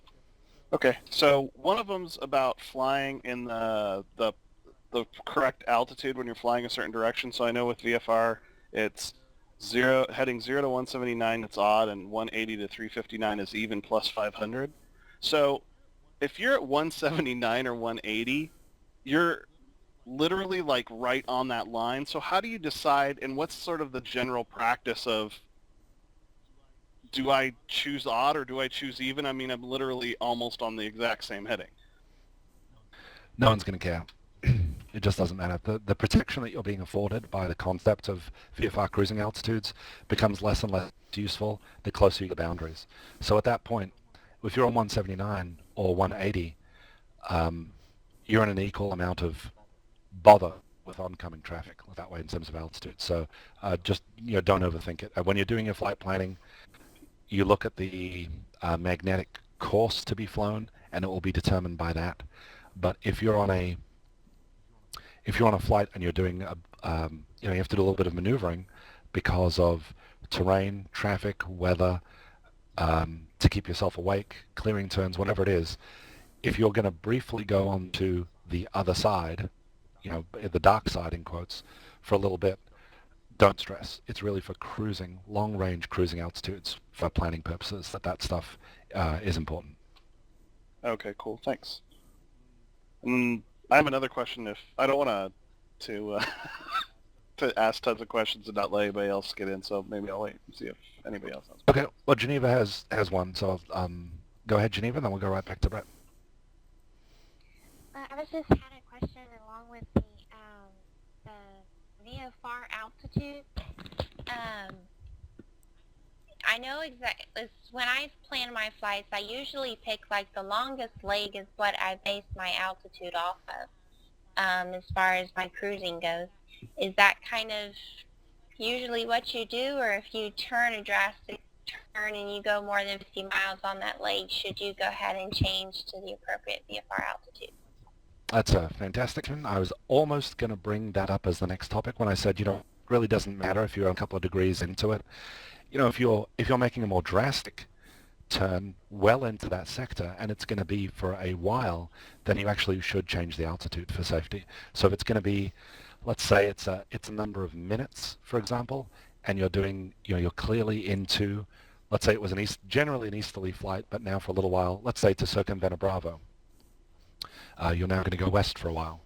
Then, you're going to want to climb or descend. So you will make adjustments if it's clearly timed to do it. I guess that's probably the best way to do it. And I wish I had you could draw a line in the sand and say, well, if it's going to be longer than 3.83 miles or 2.82 minutes, you should make the change. But it's a little bit more subjective. Some of it's comfort level.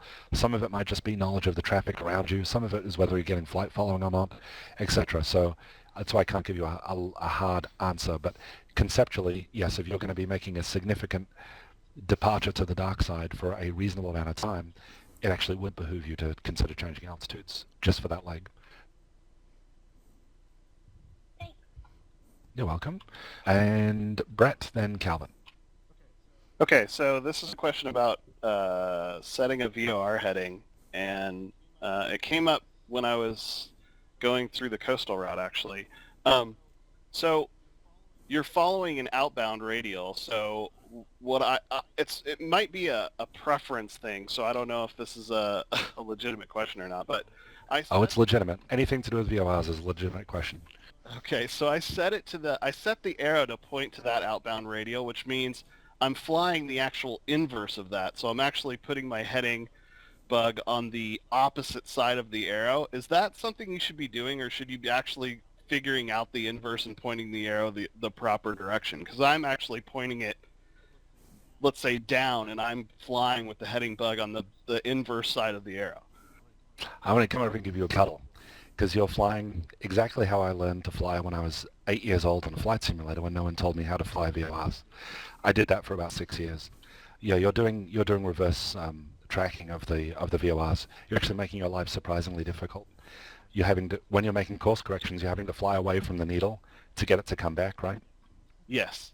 Yep, it's exactly how I learned to fly too, because I did the same thing. I looked at the pretty VORs, I looked at the radials coming out, it was identified as the 123, and this is back on SubLogic Flight Simulator 2 on a Commodore 64. I had that manual, which I recently found at a garage sale, by the way. I'm ecstatic to have that manual back in my life again. And I just looked at it and said, okay, there's a spoke coming out of the hub, and this clever instrument can tell me where I am on the spoke, and it says the spoke is 123. So I must dial in 123, and it will tell me which side of that I'm on, etc. That is, practically speaking, absolutely not how you want to do it. So to join the LA 123 radial inbound, so we're going to be around the St. Thomas Bridge, what you want to do is forget doing the math, because under duress and in turbulence, or if you're hypoxic or stressed, you'll mess up the math, so don't use math. Just put 123 on the tail of that gauge, the tail of the OBS, so the thing you can spin around. If you want to track a radial inbound, put the number on the tail. If you want to track the radial outbound, put the number at the top. You know what? It never dawned on me to stick the radial on the tail of it. I don't know why it never dawned on me until just now. I was like, wow, that's incredibly simple. Yep. You're going to love the videos that I've been starting to work on, and some of the IFR videos, same thing. I'm actually flying them slant alpha, and that's with VOR and DME, etc. And I'm doing a lot of that. I'm saying, okay, we need to join the XX radial, whatever it is, so let's put that on the tail. And you see me do it on the video, and that's how my mind works. That's how I do it. If you're joining them outbound, then the number should match. That's basically the way of looking at it. If you want to join, let's take it from the beginning. So Vincent St. Thomas Bridge, you're just a BMIP, and you want to join the 123 inbound. So we're going to be flying northwest-ish, right? So 310, 320, 330, it's going to be something like that. It sure as heck is not going to be 123, because that's southeast bound. So the idea of putting 123 into that gauge is just wrong, because it's never going to be even close to the heading. So even if you don't remember the inbound versus outbound, just think that the numbers should at least closely match your heading and the radial that you want to track. If they're not the same thing, then don't try and dial the OBS to be the radial number. So we're going to be on I didn't explain that very well, I'm sorry, but if you're on a 300-ish heading, then what it says in the OBS that you spin in should be pretty close to 300-ish. And the only way for that to happen is to put 123 on the tail. Okay, thanks a lot for that. It's hugely helpful. No worries. So that gets you all the way to LAX, and then now with LAX, we're just making a slight right turn. It'll be a different radial, because this is 303 inbound, by the way, and this is 323 outbound. And you can see it visually. There's a very slight right dogleg. So what's going to happen is your OBS between Vincent St. Thomas and LAX is going to read 303. Practically speaking, you're just putting 123 on the tail. But if you look at the number that ends up being on top, it'll be 303. And then once you hit LA, it's a right turn to 323. Fantastic. Let's just turn the OBS 20 degrees to the right. So you've gone from tracking a radial inbound to tracking a different one outbound, and you didn't have to do any math. And all you did was change the OBS 20 degrees. Whereas in your world, your old world, you were dialing in 123. You were using reverse sensing on the way in. So to make the needle come closer, you have to fly away from it. Then when you transition over LA, you spin the thing around like a madman to 323, and now you go back to normal sensing. Does that sound familiar? That's exactly what I was doing last night. I was like cranking the thing around as fast as it would go. I'm like, go faster. Right. And don't you end up with a backwards inbound outbound identifier on the OBS as well? That would confuse the heck out of me. Sorry, not the OBS. No, if you have an HSI, it would be reversed. But if you have a traditional OBS, no, the to from would still be accurate. Oh no, I'm sorry. You're absolutely right. It would be. No, you are 100% right. If you dialed 123 and you were flying towards LA, and you had 123 dialed in, it would show a from indication, even though you're heading to the VOR. You're absolutely right. Yeah, I did it that way for 6 years. So Brett, don't feel bad. You got some guidance pretty early on. I did the wrong way for a very long time. Got kind of good at it. But yeah, that's the way to do it. Cool. Well, thanks again. Yeah, it was driving me nuts. I'm like, how do they figure this stuff out so fast? Okay, Calvin. Okay, just a quick question. Do you have any intent of trying to do any kind of, for lack of a better word, a flight group where you'll actually kind of do some applied laboratory work on PilotEdge as a group, multiplayer, whatever you call it, with some of these things? Is that something you've ever thought about or considered? The closest thing we have to that is the Friday flyouts with DTP, so Digital Theme Park, the place where you guys are right now. Every Friday they do a flyout, and every Wednesday they do a flight planning session for the flyout. So they meet on the TeamSpeak, they spend an hour or two discussing the flight on Wednesday, then they execute the flight on Friday. That's probably the closest thing we have to that I can think of. I don't know if that's what you had in mind, if you had something slightly different. I don't know how well it would scale to try and do, say, group instruction in real time with everyone flying and then someone trying to instruct. I suspect it could get pretty chaotic because I've done one-on-one instruction remotely in the sim, and that works tremendously well. It's just about as good as doing it in real life. But I've never tried group real-time flight instruction like that. I don't know how well that would work. Well, I'm not really suggesting group instruction as much as I'm saying, like, hey, remember we were talking about this the other day? Look down to your left. There's one of the things we were talking about. You remember that was right to where the bottom of the lake was. And, just, I guess, for lack of a better term, sort of skilled guidance. Oh, yeah. That's interesting. Yeah, I guess one of the Friday DTP flights would be the best opportunity to do that. During the flight planning, we'll say, hey, we're going to go, say, Ramona down to Brown Field, and we're going to try and circumvent the Bravo, and we're going to leave our GPSs turned off. Let's flight plan that now. On the Wednesday session, we'll use those radials, we'll use those visual references, and then on the Friday flight, we'd be pointing that stuff out. And people wouldn't be hearing it for the first time. It would be stuff we discussed on the Wednesday. I could definitely see that working.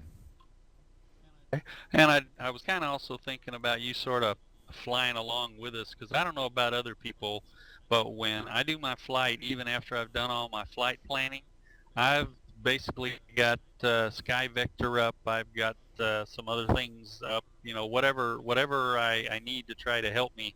And so, I mean, one of the things when you're flying, I guess, VFR, is you should plan your flight in such a way that you leave yourself at least some room to be able to make sure that what you think you're doing is matching the sectional and matching what's outside the window.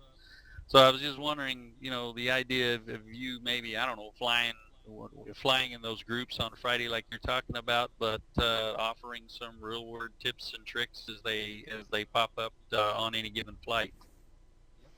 Yep, we could definitely do that. I used to do that in VATSIM. We did a coast-to-coast flight in 160 knot airplanes, VFR, and the rule was you weren't allowed to tune a single VOR, and no GPS, no moving maps, nothing. And it was to remove people's reliance on the avionics and improve their confidence in timing their legs and looking for visual references. And I led the first few flights, and I deliberately hung back and said, that's it, I'm not planning any more of the flights. You guys have to plan them. I'm going to hang out the back, and I'm not going to really talk much unless the wheels are coming off and you're stuck and the learning is basically stopped. Like if they're just panicking and drinking from a fire hose, then I'll jump in. And it never happened.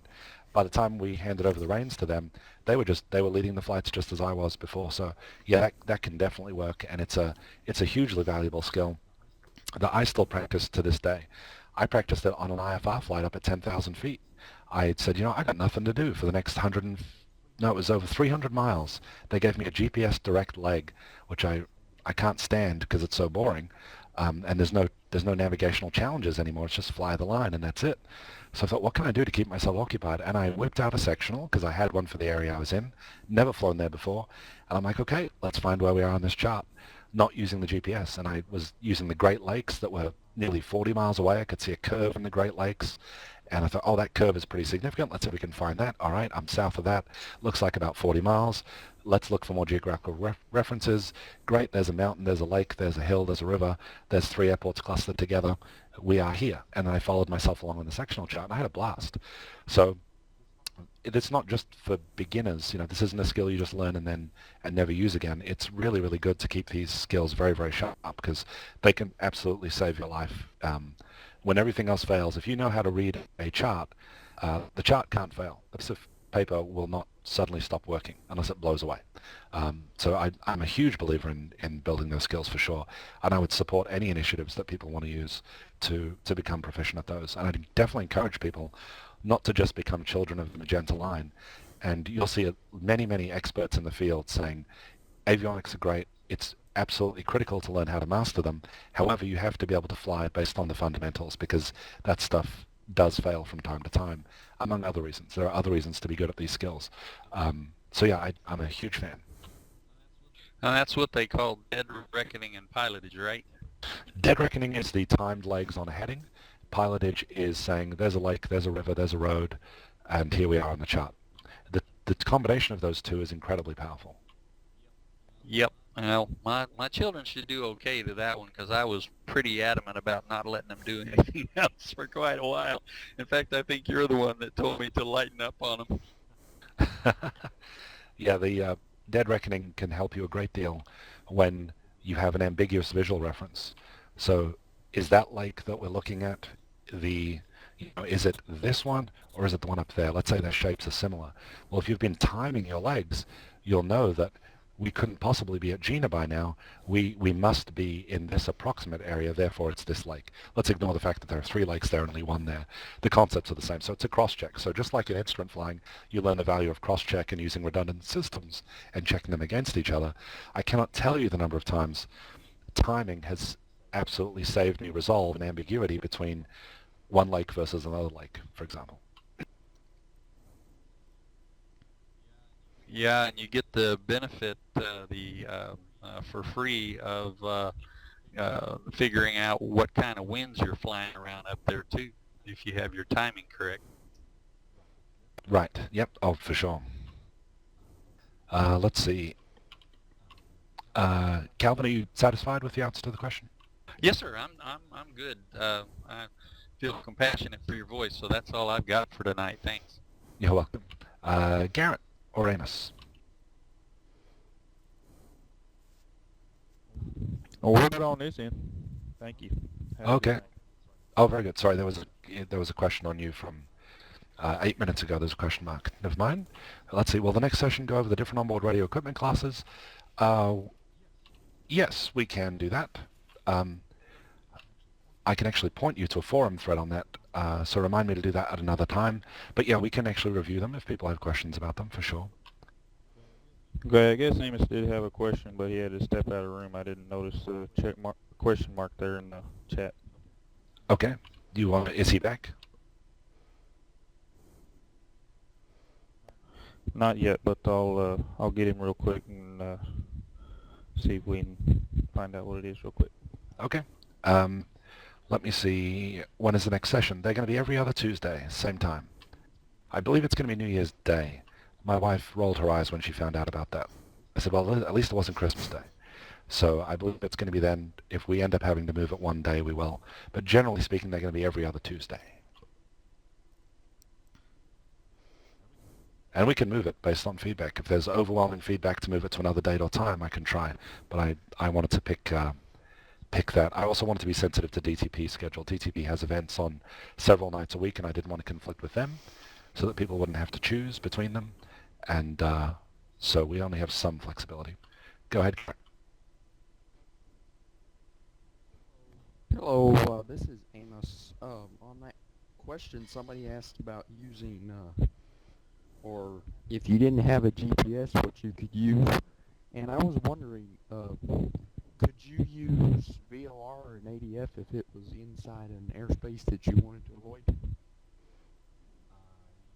Yes. Yeah, we went through examples of using VOR down at San Diego Bravo. They're all defined by oceanide radials. We determined. Where are they? Yep. Here's the oceanside VOR right there. And here are radials off of oceanside defining the different shelves. So the 100, the 106, the 112, the 115, the 120. So yes, you can absolutely use VOR radials. to do it. If they're published, that's fantastic. If they're not published, you could kind of draw it on a chart and come up with your own ways of approximating it too. Yep. Thank you. Welcome.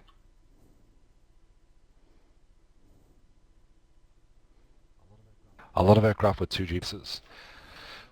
You know, I wonder the same thing every time I see a $500,000 Cirrus that could have been a $485,000 Cirrus if they didn't put that second GPS in it.